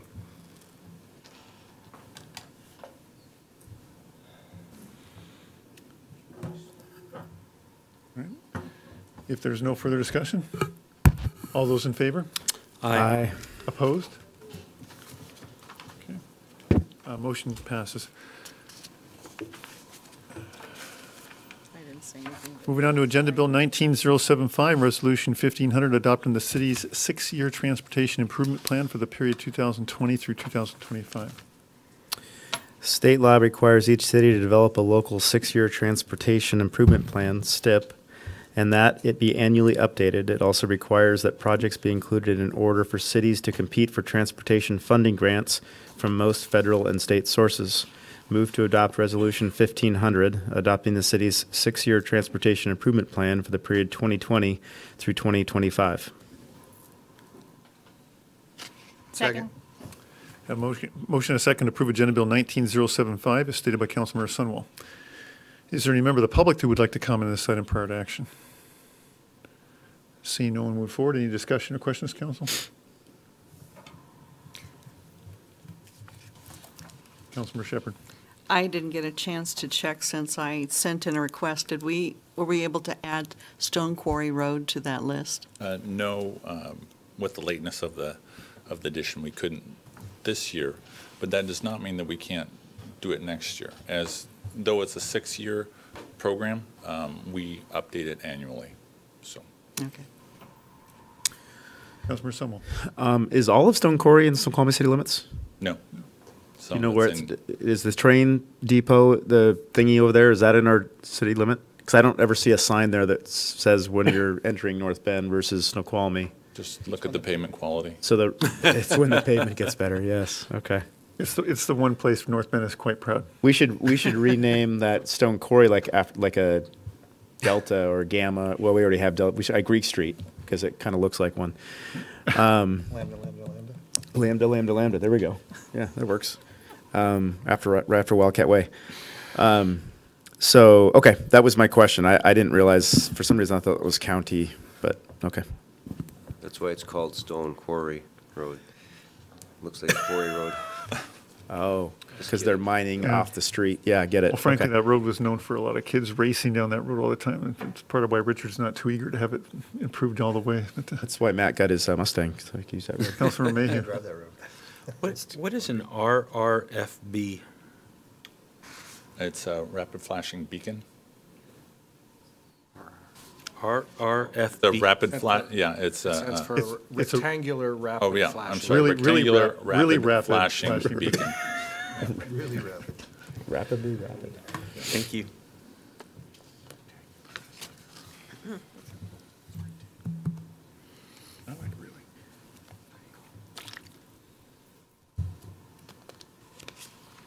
All right, if there's no further discussion, all those in favor? Aye. Opposed? Motion is carried. Any other report for the Parks and Public Works Committee? No. Community Development Committee, Agenda Bill 19072, Northwest Hydraulic Consultants Task Order Number 45, Conditional Letter of Map Revision, Phase 3, the Clomar. This agenda bill would authorize a first phase of services to submit a conditional letter of map revision, CLOMAR, to FEMA under the city on-call contract with Northwest Hydraulic Consultants. NHC Task Order 45 will provide deliverables for $44,445 within the Fund 130 Professional Services funding levels adopted in the 2019-2020 city budget. Move to approve Northwest Hydraulic Consultants Task Order 45, Conditional Letter of Map Revision, Phase 3, and authorize the mayor to sign. Second. I have a motion and a second to approve Agenda Bill 19072 as stated by Councilmember Mayhew. Is there any member of the public that would like to come and sign in part action? Wayne? Anyhow, Wayne Russell, 8438 Meadowbrook Way, Southeast Snoqualmie. And I pretty much go along with what the community development came up with. My first meeting, my wife told me to go to since her passing. But anyhow, I do believe in the revetment process down at Sandy Cove, and I think it's off of River Street behind Carmichael's, and also the one up on the other side of the Meadowbrook Bridge. Those have to be taken care of. My problem is with the LOMRs and the CLOMR is the fact everybody keeps coming out and talking about the 50% for fixing a home. And I got it through to some council members what that actually entails. The King County Assessor keeps increasing the value of the lots, and the lots are valueless. Back around the 85 or 86 flood, we had a very conservative senator reduced all the lots to $5,000 because he realized the value was on the house and not the lots. Right now, these people, even if you get this LOMAR passed, most of these people won't be able to rebuild their house because you take the land value off the total assessed value. So when you do that, you end up, some lots are over $100,000. If the house is appraised at $300, you go to $200. My house costed almost $500,000 to redo. And unfortunately, my lot was at $10,000 because the log on the bowling alley. That house got reduced so they could finish it. And every lot along the waterfront there was at $10,000 back when that happened. So really, the way it's explained to you folks is very wrong. I know there's a couple council members that I've sat with and told them, and they realize that reducing the flood rate's not going to be any good. What happens when we do flood and FEMA comes in and says, how come you guys let them do this? They were surfing over on Falls Avenue in Gamma when I took that video I gave you at the last city council meeting, and I told the kids, surfing Snoqualmie. So if you're going to take the Greek streets out of the floodway, excuse me, they're still going to flood. Thank you. Thank you, Wayne. Anybody else like to speak at this time? All right, council, any discussion? Councilmember Mayhew. I believe staff has a presentation on this that the council might find useful. Nicole? I think many of you have seen that through committees, but I'm very happy to give that again. Oh, it's here. Excellent. So, as you're aware, we've been undergoing a LOMAR, or Letter of Map Provision process, over the past few years. And this is basically to evaluate the flood changes from the 2013 PSE lowering of the weir, and capture those changes with FEMA. So this isn't something that will alter the physical conditions of our floodplain currently. It will alter how FEMA regulates them on paper, and it will alter, in some extents, some of the fiscal consequences of how FEMA regulates them. So there are two general benefits of the LOMAR process. You get updated 100-year base flood elevation levels, as well as a reduced floodway footprint east of SR 202, concentrated in the Greek Street neighborhood. And previous comments are correct. This isn't going to alter the fact that we do have flooding here. It's really altering the shape of that floodway. So reduced floodway is arguably the bigger benefit. Yes, sir. Nicole, I just want to clarify that comment. You said it's not going to alter the shape of the floodway. Sorry, it's not going to alter. It's going to actually make sure our maps reflect more of what nature does. The physical, yeah, it will better reflect the physical reality. It won't. This action doesn't alter the physical reality. It doesn't? No. So reduced floodway size is arguably the larger benefit. So houses in the floodway cannot expand the ground footprint, and they cannot rebuild if they're damaged over 50% of value. This is in contrast to houses in the floodplain. Reduced base flood elevation costs reduces elevation costs. So it's really when people are doing upgrades, when they're raising their houses, they might not have to raise them. They might not be required to raise them as much, which does have both fiscal and environmental impacts. And it can reduce insurance costs on a case-by-case basis, but that really depends on how much those individual parcels are seen in terms of base flood elevation changes and the type of insurance that those homeowners have. Okay, so to clarify on the second bullet, reduced floodway, houses in floodway cannot rebuild if damaged over 50%. So right. If the studies show that the way nature behaves in hydrology and actual elevations, that a certain few blocks shouldn't be in the floodway but should be in the floodplain, what does that do to that house that used to be, by some of the comments that were made, right, you couldn't do improvements over 50%? Does that make it better or worse? Right. So say you have two houses that experience a fire or some other natural disaster that really wipes out the house. A house in the floodway could not rebuild. They would have to sell, and likely to a commercial vendor who would redevelop that parcel probably as a commercial use based on our floodway overlay zone, if I'm correct. But a house in the floodplain could rebuild. So that's really why it's really for those cases that we want to basically remedy that situation. Yep. Nicole, do we have a map indicate, do we have preliminary maps on what homes and lots and stuff would be affected by this? We've seen some draft ones, but really part of the process that this is helping to fund would be to finalize some of those maps with some later stages, but go ahead. And the key to those maps were to show that there was a change from the physical environment out there to the map we're using. There is a reduction in floodway. We cannot characterize it as the Greek streets. It's a general area, but that mapping was an estimate and was not lot specific.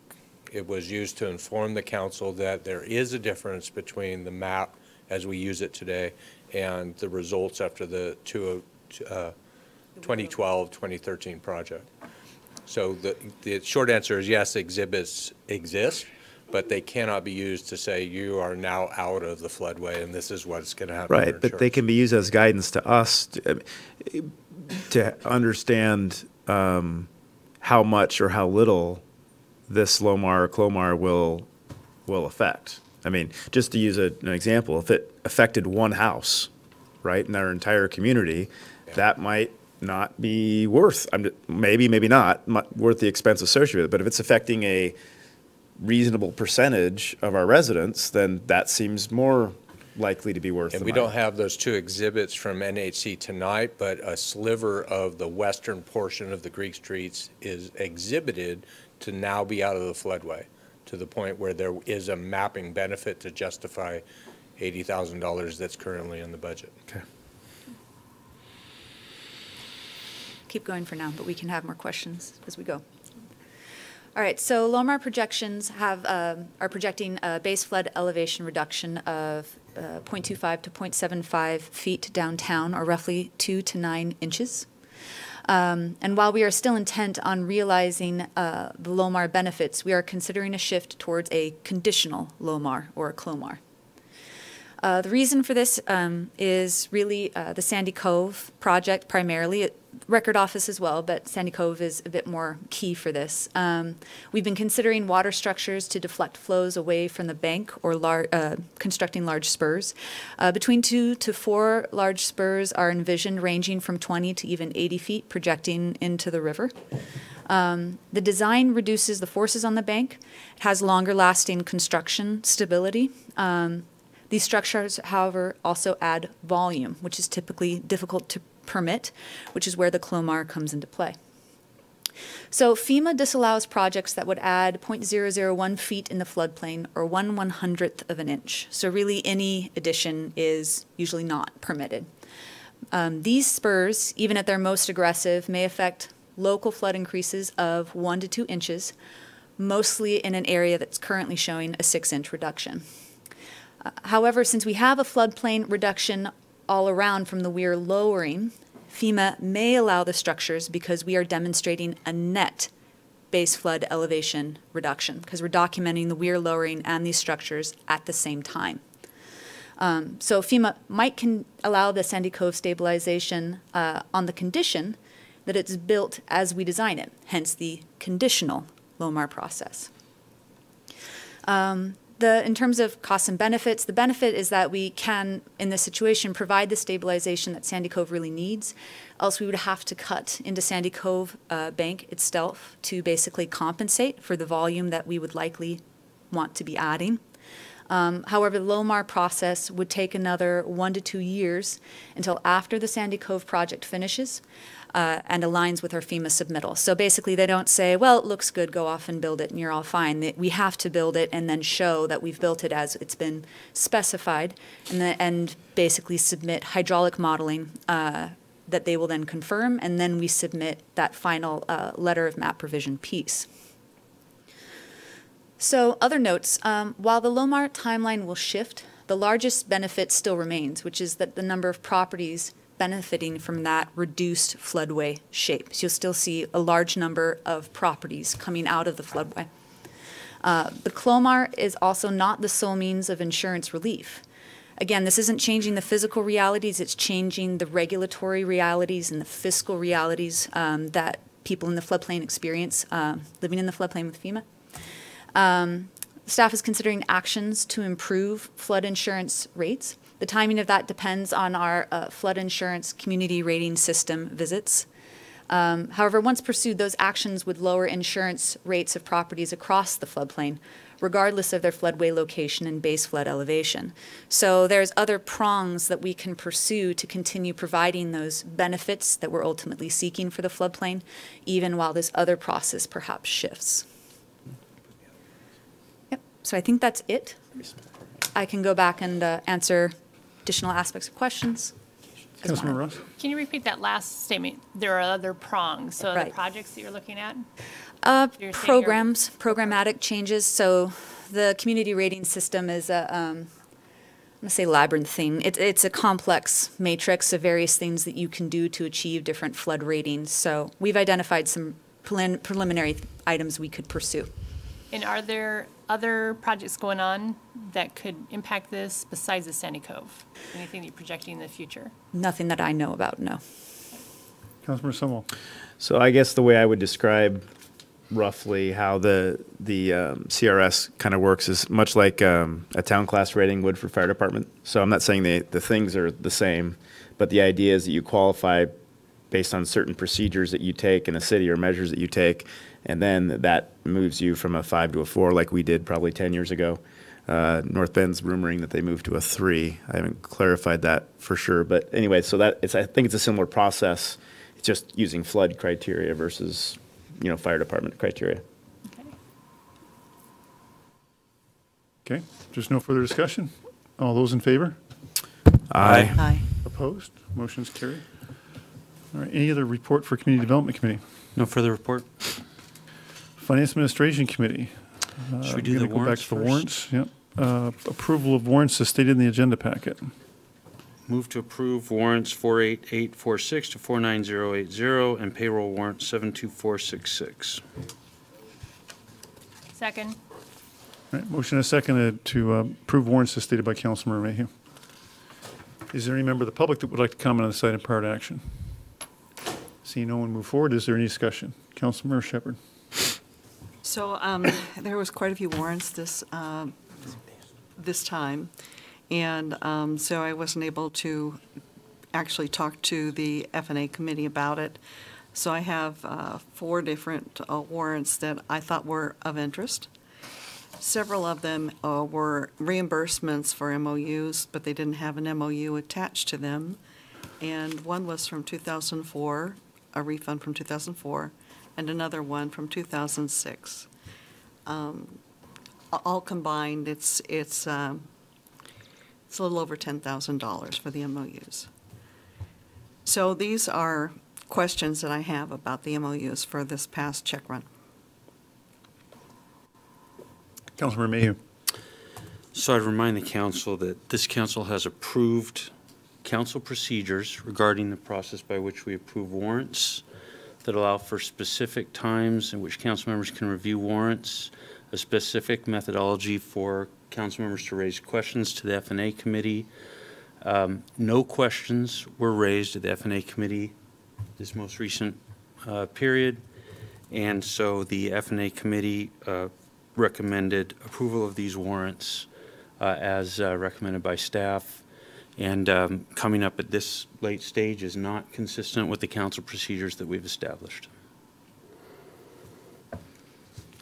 Move to call the question. All right, Second. questions?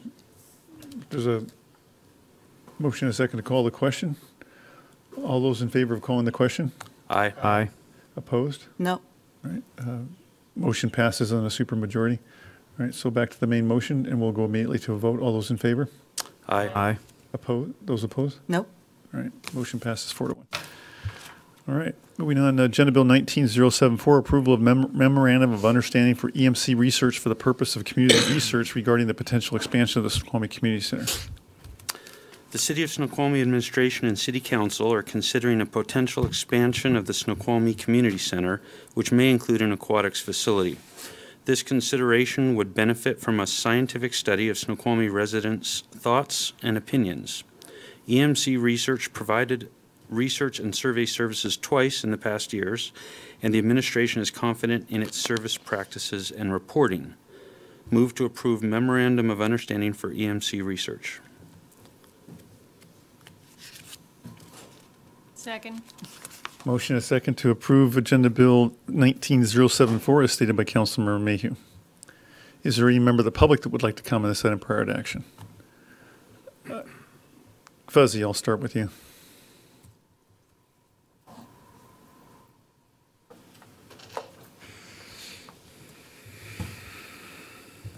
Excuse me, Fuzzy Fletcher, 7749 Maple Avenue Southeast, Snoqualmie.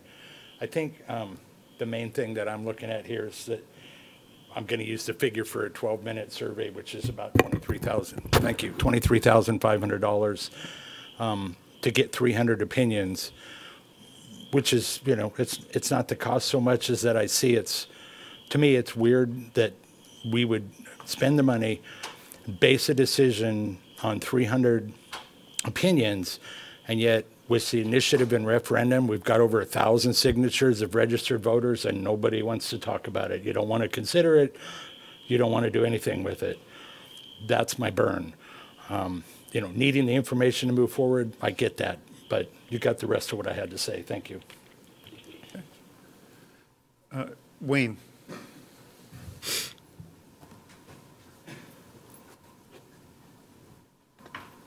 Wayne Russell, 8438 Meadowbrook Way Southeast. I concur with what Fuzzy said. I don't think 300 is a very representative sample of even downtown Snoqualmie, yet alone Snoqualmie Ridge. I think we need a lot more people than 300, and the money's not the big deal to me either about what we're paying the people. And for a 12-minute survey, a telephone survey yet, I think it's ridiculous. I think we really need, I believe we got, what, over 14,000 people in the city now? And if we do that, that's not even 1%. Excuse me, that's not a representative sample at all, and I don't know how they're going to pick the people, out of the phone book, throw darts at the phone book, I guess. Anyhow, thank you. Thank you, Wayne. Richard.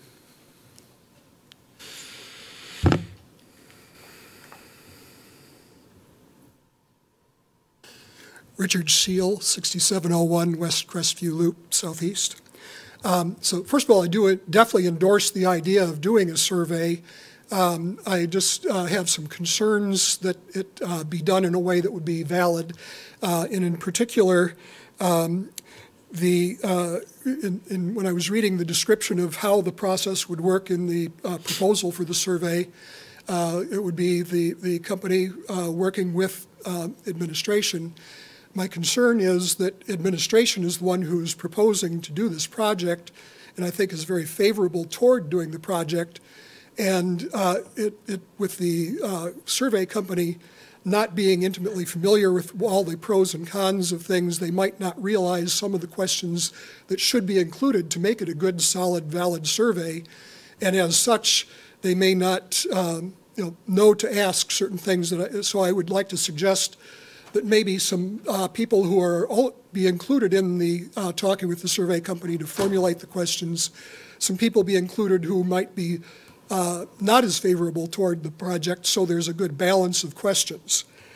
Another item I'd like to mention is that I see that they mentioned in the description of the survey project that they might have a hard time getting 300, and that I think it was phrased like the city would provide additional people for the survey. And I wasn't sure, that wasn't clear, and if it was actually being, like if administration was providing a list of people, that would just subconsciously or whatever tend to be slanted toward favoring the project. And then lastly, I think it's critically important that before the survey go out to citizens that a lot of financial information be included. Right now I know that we don't have the financial information, so I'd like to say we should have that first. Richard, if you had other comments you want to submit, you give those to Jody. Okay. Thank you. Thank you. Anna. Anna Sotelo, 7117 Almond Avenue Southeast. Concerned because that EMC study is what they used when they wanted to do the retail across the street. And I even participated because I got them, they called me on the phone. And the questions really were not presented in a way, it just was kind of what you'd want in hell besides ice water. It really didn't, it didn't give any kind of education. It was just ambiguous questions of what people would like to see and what, and then to see how that information was really used in passing of those projects, and myself being a victim of those projects and how it really affected us across the street. I was very disappointed with that EMC study, and I feel it's the same thing going on. The telephone is really outdated, but from what I heard from the presentation was that they don't have enough email addresses to get enough people to meet the 300. But again, I just think that it's really a manipulated process. I don't see this happening over an all-inclusive park. I don't see it happening over a lot of other things, and why this is taking priority, especially when there's been no study of, or no explanations of past traffic studies. I think that a traffic issue should really be discussed as well in the survey. So I really would agree with Richard and what he said as far as questions that have been manipulated to get the answers that are wanted. Thank you. All right, thank you, Anna.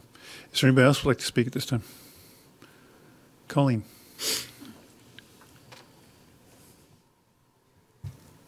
Colleen Johnson, 38110 Southeast Northern Street. it's simple. 250 or so is not enough. You need a bigger number to get some opinions from. Thank you. Thank you, Colleen. Anybody else? All right, Councilmember Sunwell? I assume we don't have anybody from EMC here? Not that I see. Okay. I wouldn't know what they look like. Unless they had an EMC hat or something like that, or a tattoo. I think a survey is the next natural step. I suspect that no survey company has any idea of any of the nuances of any of the surveys that they do. So I have to trust that they have some scientific way of getting to that data. But my concern is 300. I don't know how many we had for the survey that we did a couple of years ago that was just kind of how everyone feels about Snoqualmie in general. But I'm just wondering, and I'm not a statistician, but I just feel like, is there a way to get 600 interviews that are 6 minutes long, or is the problem really finding 300 people who will respond? I mean, we had 100 people show up to the meeting, almost 100.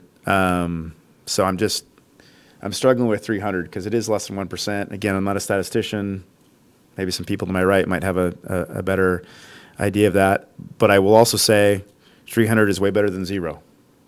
And, the current method to get opinions is Facebook, which is a dumpster fire. So while 300 I think is better than 0, I'm just wondering if there's a way that we can get more. Councilmember Lassay. I would not want to have 300 people decide if we need to have a dumpster fire. But I don't think that's the way you were meant by, that's how I heard it, but I'm not going to, that's not what you were saying. I believe in the last general election,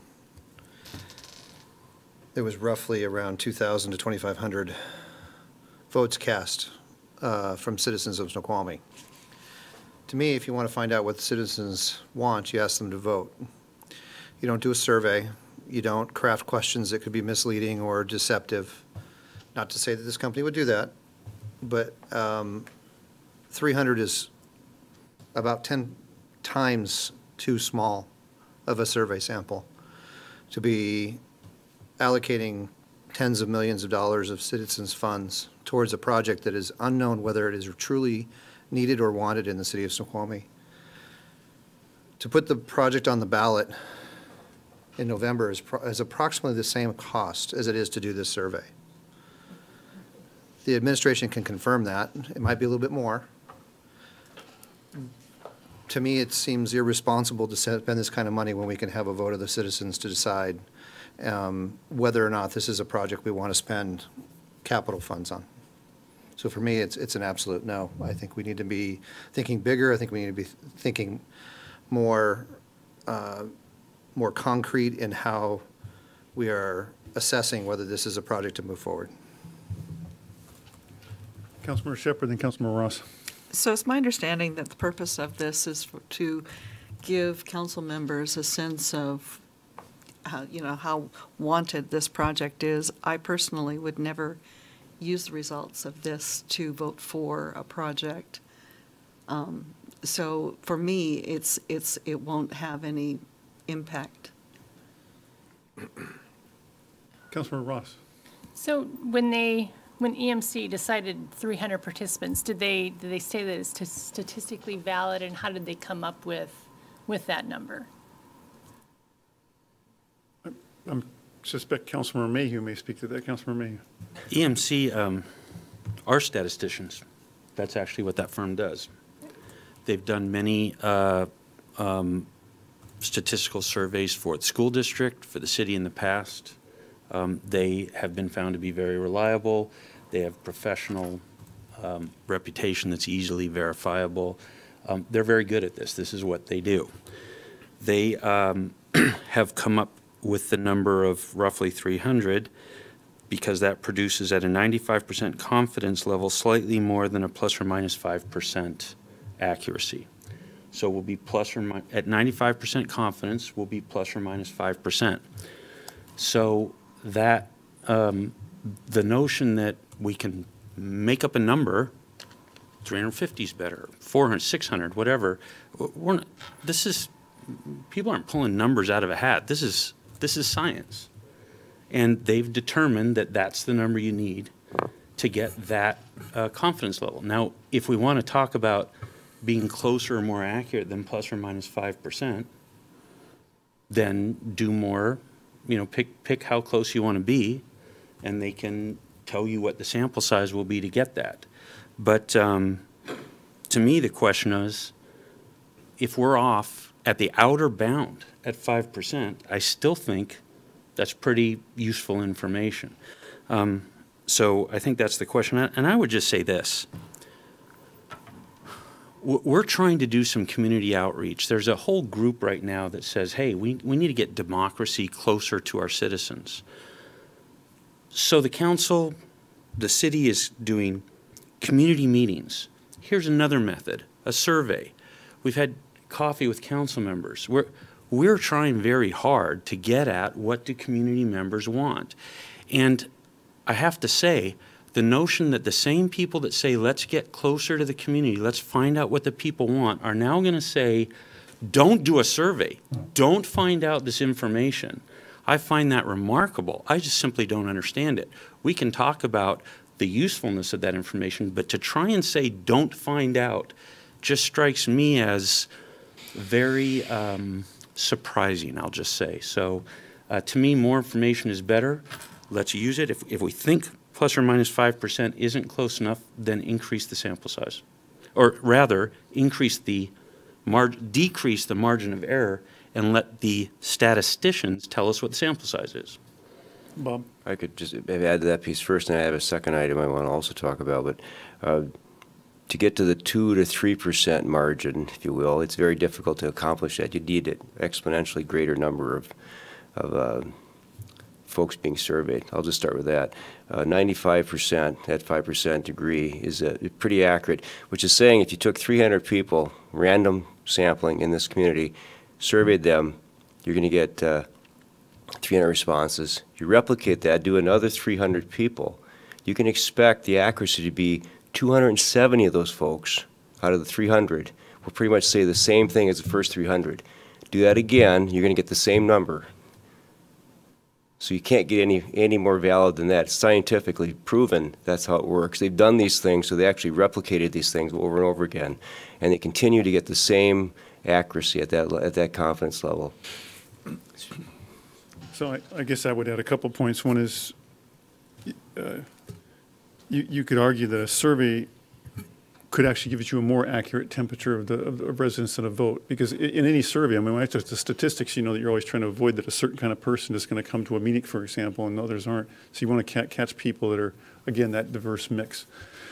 Secondly, in a vote, you're only allowed to ask one question with a little bit of information around that. And it's kind of a crap shot of how much people really read about that question. In the survey, we're going to have a lot more opportunity to go much more in depth on a dozen or more questions to really get a feel for what this community wants.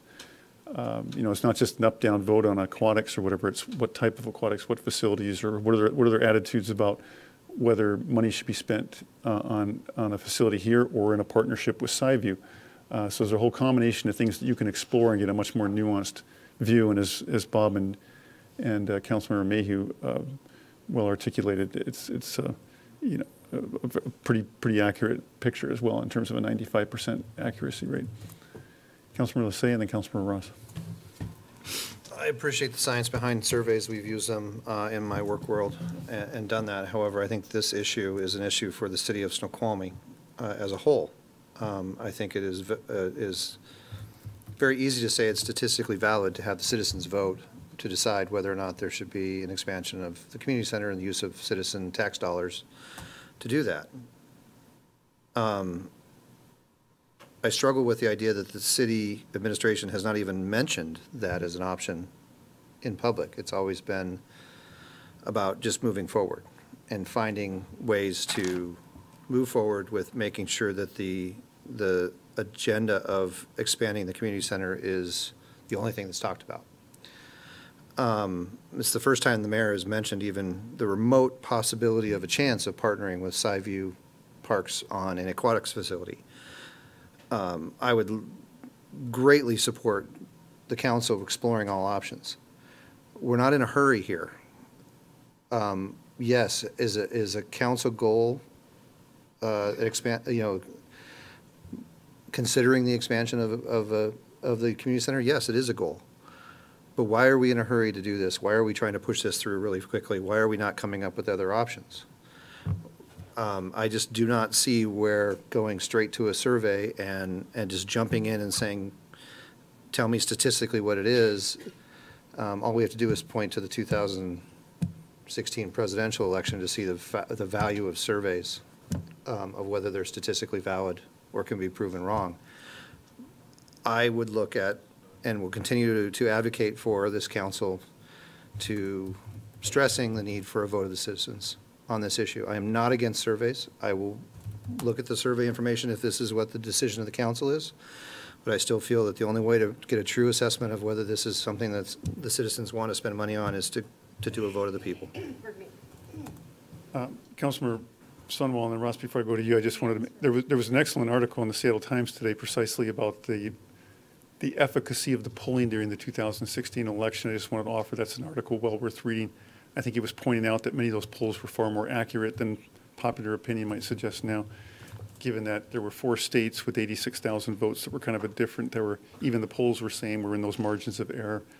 The popular vote was actually measured quite accurately, and the numbers in those national polls are, as a percentage basis, profoundly less than what this is in ratio to our population. Councilmember Sunwall and Councilmember Ross. So a vote is not precluded by this survey, so it's not like it's one or the other. Second of all, I think to insinuate that other options have not been explored is a little disingenuous, especially since some have from the very beginning said they're adamantly opposed to this no matter what. So there have been a lot of efforts with SciView, and I'll restate what I've said before. Both institutions are struggling with paying taxpayer money to put a pool in a location that isn't theirs. It's a very, very reasonable challenge. Why would I spend $10 to $15 million of Snoqualmie taxpayer money to have a pool at Torgeson? Why would they spend a bunch of money, 37 million, whatever their number is, to put a pool in Snoqualmie? I get it. I totally get it. So there have been many conversations that you have not been a part of where those discussions have very friendly, frankly, conversations where that's a roadblock. So many conversations have occurred. Just because a council member hasn't been involved in those does not mean that they have not happened. And again, I will say that a vote is not precluded by the survey. An outcome from the survey could be that we need further clarification and that we need a vote. But we would never know that if a survey wasn't done. Councilmember Ross and Councilmember Mayhew. So I totally support this survey. I think we're going to get a lot more detail and information from our residents by doing this survey. And timing is of the essence on this. If we find out that the residents really want to expand the community center and add a pool, then the YMCA needs to know by this fall so they can apply for a $1.2 million grant that would help with expanding the community center and adding a pool. As well as we talked about the school district, we're hoping that we would know by the end of this summer. So we don't want to give up funds by waiting until November for a vote. Councilmember Mayhew. Yeah, I think I was going to make the same point that Councilmember Sundwall made about that nothing precludes a going to the voters on the ballot. But I would say this. Hypothetically, if a survey says there's 90% support, then I'd wonder why that was necessary. If a survey said there's 45% support, I'd say, well, now wait a minute. We need to get a better view on this. So I think it will be helpful. It's a point of information. I don't think it's determinative, but I think it may be, I would find it very helpful. I do think, I was also going to make the point that the mayor made, which is, in fact, almost every poll that was done in advance of the 2016 election, the outcome was within the margin of error. So it sounds like there was an article in the Seattle Times reiterating that or reporting on that. So the thing we have to understand is margin of error. There's a range, right? So they've given their best estimate in that range. But if that range is, we're at 50%, then that's a real head scratcher. If that range is at, sake of argument, 90%, that's not much of a head scratcher to me. So I think that's useful information. And then just lastly, I would say, I think there's urgency, not just the state grant of $1.2 million, but there's also expected to be a levy, a pools levy, a county pools levy on the ballot in the fall, which we would have a shot at getting perhaps perhaps as much as, well, I won't guess an amount, but a portion of that money we could apply for and could go towards this as well. So I think there is urgency. So I would say let's go forward with this. We're just getting more information. We're getting closer to the population, getting more information about what they think. Let's take that and put that into our process. I think that's helpful in moving forward, and I think there is some urgency that would cause us to go ahead and do that. For what it's worth, if I could just clarify, the levy or the vote for the Parks and Open Space levy for the county is actually going to be on the primary ballot in August, so it's actually coming sooner. Meaning that then, assuming it passes, that's all the sooner that they would start thinking about how they're going to disperse that money. They would start getting ready for the 2020. That's when they start dispersing. They start taking applications in advance of that. They'll make decisions. Yeah. Well, and you can be sure that every agency around the county is going to be starting to scramble for those dollars too. So.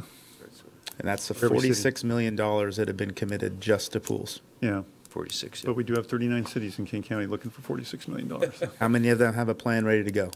That's the question. I'm sure several, yeah. Councilor Ross. So a question was asked earlier. How, go ahead. Councilor Say, did you have your hand up? I'm doing round robin. Okay, Councilor Ross. how are we coming up with the questions then, or who is coming up with the questions for the survey? Mark or Joan, do you want to speak to that? It's primarily EMC.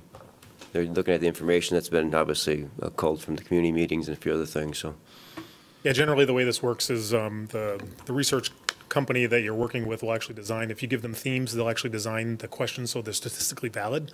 And there's been 4 or 5 themes that have been identified. The plan is to have them, and staff actually gave them a list of questions that they could use as reference tools when they're developing the questions. But my understanding is from the F&A committee that when I attended that they are going to develop those questions and bring them back to the full council. Is that correct? Or on the 8th. Correct. On the 8th, correct. Yeah, on July 8th, they'll be bringing back to the full council for review. Hopefully to review them, maybe do some slight wordsmithing, but get those out so that we can get the survey running as soon as possible. That's our goal. The key word was slight. Yes. If we start wordsmithing everyone, we could be here for 6 months trying to get a survey out the door. So. Councilor Ross, I guess I would add to that too. It's really structured in 2 fundamental fashions. The first part of the survey is measuring attitudes before any information or background information is given. In other words, what are people's attitudes right now from where they, the ecosystem and where they sit and then how they see things. And then it's providing some background information to Councilor Lasay's point, pros and cons, other options, and then measuring some of those answers again after some information is provided. Councilor Ross? So again, on the questions, so the Y has already done focus group surveys and a broader group of surveys. And I'm wondering if it's worth using maybe a couple questions from their surveys so that we can compare outcomes at the end. That's possible. I don't recall offhand if we got the precise. We're certainly asking one similar, but I don't know if they were precisely worded the same. Councilor Sunwell and Councilor Mayhew. So my only feedback to that is we have got to let them do their job. Yes. Right? We cannot meddle.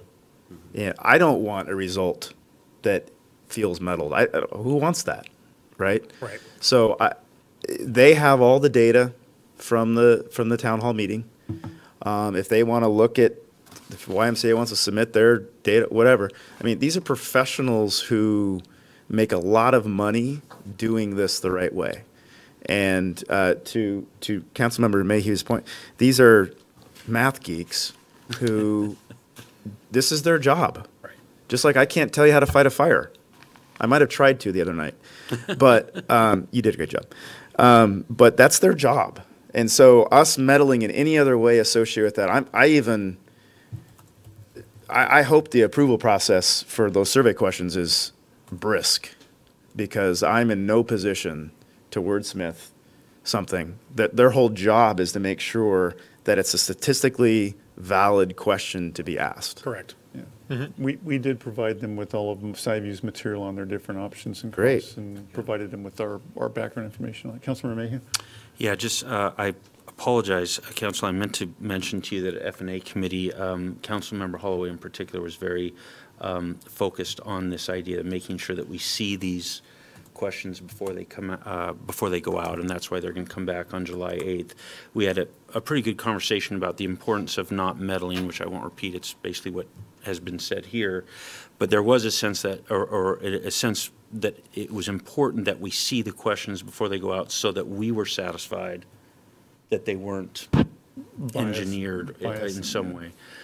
The other thing I'll tell you is, just for my own personal satisfaction, I actually reached out to a school board member who had used them before and was just curious about their experience. And that school member, board member related to me sitting down with them to design some questions that the school district did, and that in that discussion, this firm, EMC, was very polite and listened to and incorporated what they could, but basically won't allow you to meddle with these questions, because they very quickly will say, no, we can't say it that way, because that will destroy the validity of the question, and we can't vouch for it anymore. So I think,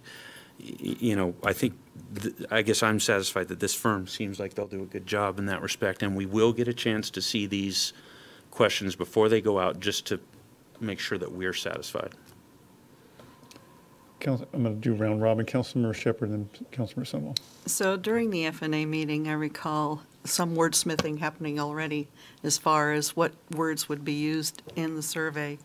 And we were talking about whether we should use the word reserves, or we should use the word fund as far as where money would come from. So there's already been some wordsmithing, if you will, on how questions should be presented. And as far as background, I've worked at Microsoft for a number of years in market research studies, and I've had courses on statistics, and there's so many ways that you can manipulate a study. And I think even the best companies can get bad results. And I've watched things that have happened at Microsoft that were unexpected, and they've spent $1 million just on a pre-survey before they do a worldwide campaign for TV advertising that they were not expecting, and they were all PhDs. So surveys can go sideways, and they can be worked around, and I trust voting, frankly, over this concept of surveying a few people. I think that that's a much more statistically significant way of finding out what people feel.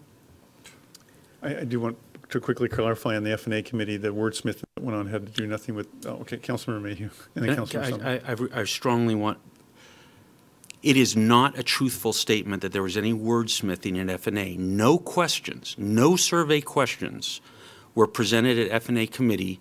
There was therefore no wordsmithing of any questions. That absolutely did not happen. Councilmember Sunwell. Well, we certainly know elections can be manipulated too, so I'm not sure we can fall back on that anymore. I'm supportive of finding out more of what we don't know, and so there was something else I was going to say, but I can't remember what it was. So, Council members, I probably should have done this a little earlier, but I think it's a great conversation. I think everybody can kind of sense when everybody's opinion's kind of hardened, and so maybe for the sake of time. Move to call the question. Second. All right. Question's been called. All those in favor of calling the questions? Aye. Aye. Nay? No. No. I don't know how you get a supermajority with 5. Yeah, I think we need 4 of 5, right? Okay. All right, discussion continues. If there's no further discussion, we'll vote on the Senate bill. All those in favor? Aye. Opposed? No. Nope. All right, motion passes 3-2. All right, any other report for F&A committee? Our chair is not here, so one of the... We did the warrants? Yes. No further report. All right. Any report for public safety committee? Airport. Do we have any items for committee of the whole? Well, no one voted to put any on there, so. Quick question, Mayor. Yes, sir. Was that not this meeting we were going to talk about, or maybe weren't we going to talk about whether or not the first whatever meeting of a month is going to be start 45 minutes earlier? Was that not today we were talking about that? It will be July 8th from 6:15 to 7 o'clock according to. So we're just doing it? We decided it last meeting. Okay, great. Thank you. All right.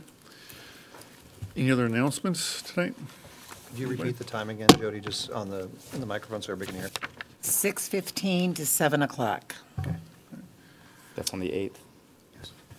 Councilor Mayhew? Just a quick thing, Captain Almquist. You might check the speed machine that's on the parkway currently. I've driven past it twice today on cruise control, which on my car is very reliable. You have to and go it's over 20, Jim. substantially different. Statistically, it's substantially. I have a sample size of 2. I drove by it twice, and it seems to be misreporting by a fair amount. So you guys might want to double check. Maybe it's because it's on an angle. Sounds like denial, actually. Can we do a quick too high? Can we do a quick survey? It's reporting too high. Yeah. We can do a quick survey. Has anyone else experienced that? It could be your car, Jim. So you're saying you weren't doing 65 miles an hour? I'm saying every car was passing me, by the way, but Okay. that's normal. All right. Staff reports are not written second of the month, so I'll just ask real quick. Any reports from staff? Jody? Captain? Any report? Mark? Joan? Chief? PJ? Nothing to say, PJ?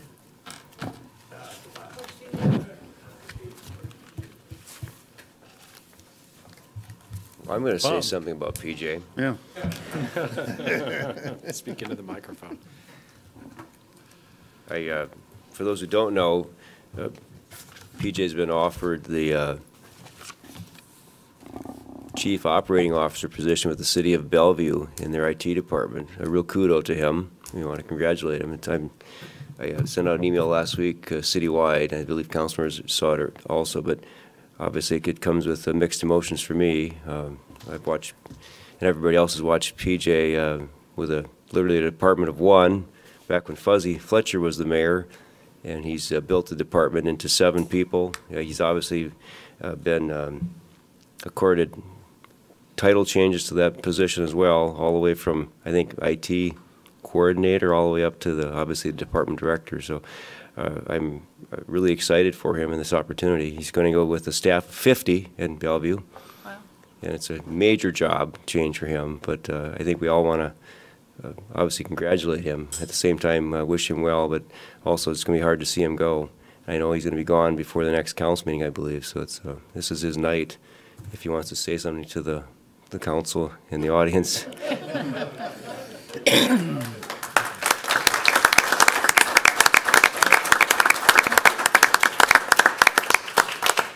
Enjoy the on-ramp.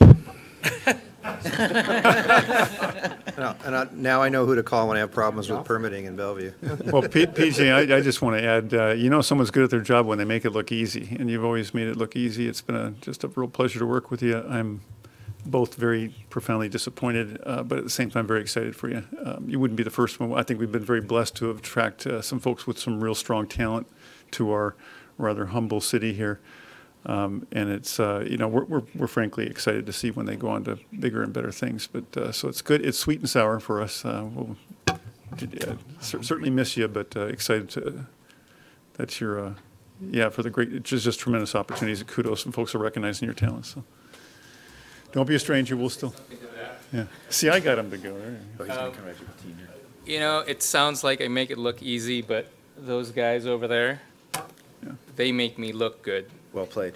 And the two folks right there make me look really great, so that's why I look good. You already Thank got the job, PJ. You don't have to. All right. You'll be missed. Have any report? No report, Mayor, thank you. All right. So at this time, we're going to go into executive session regarding a personnel issue pursuant to RCW 42.30.110, Section 1G. And ask that Bob Larson and Bob Sturbank remain. The executive session is anticipated last as much as 20 minutes, and there may be action following. All others are welcome to go home and enjoy what's left of your evening. Except for Ben.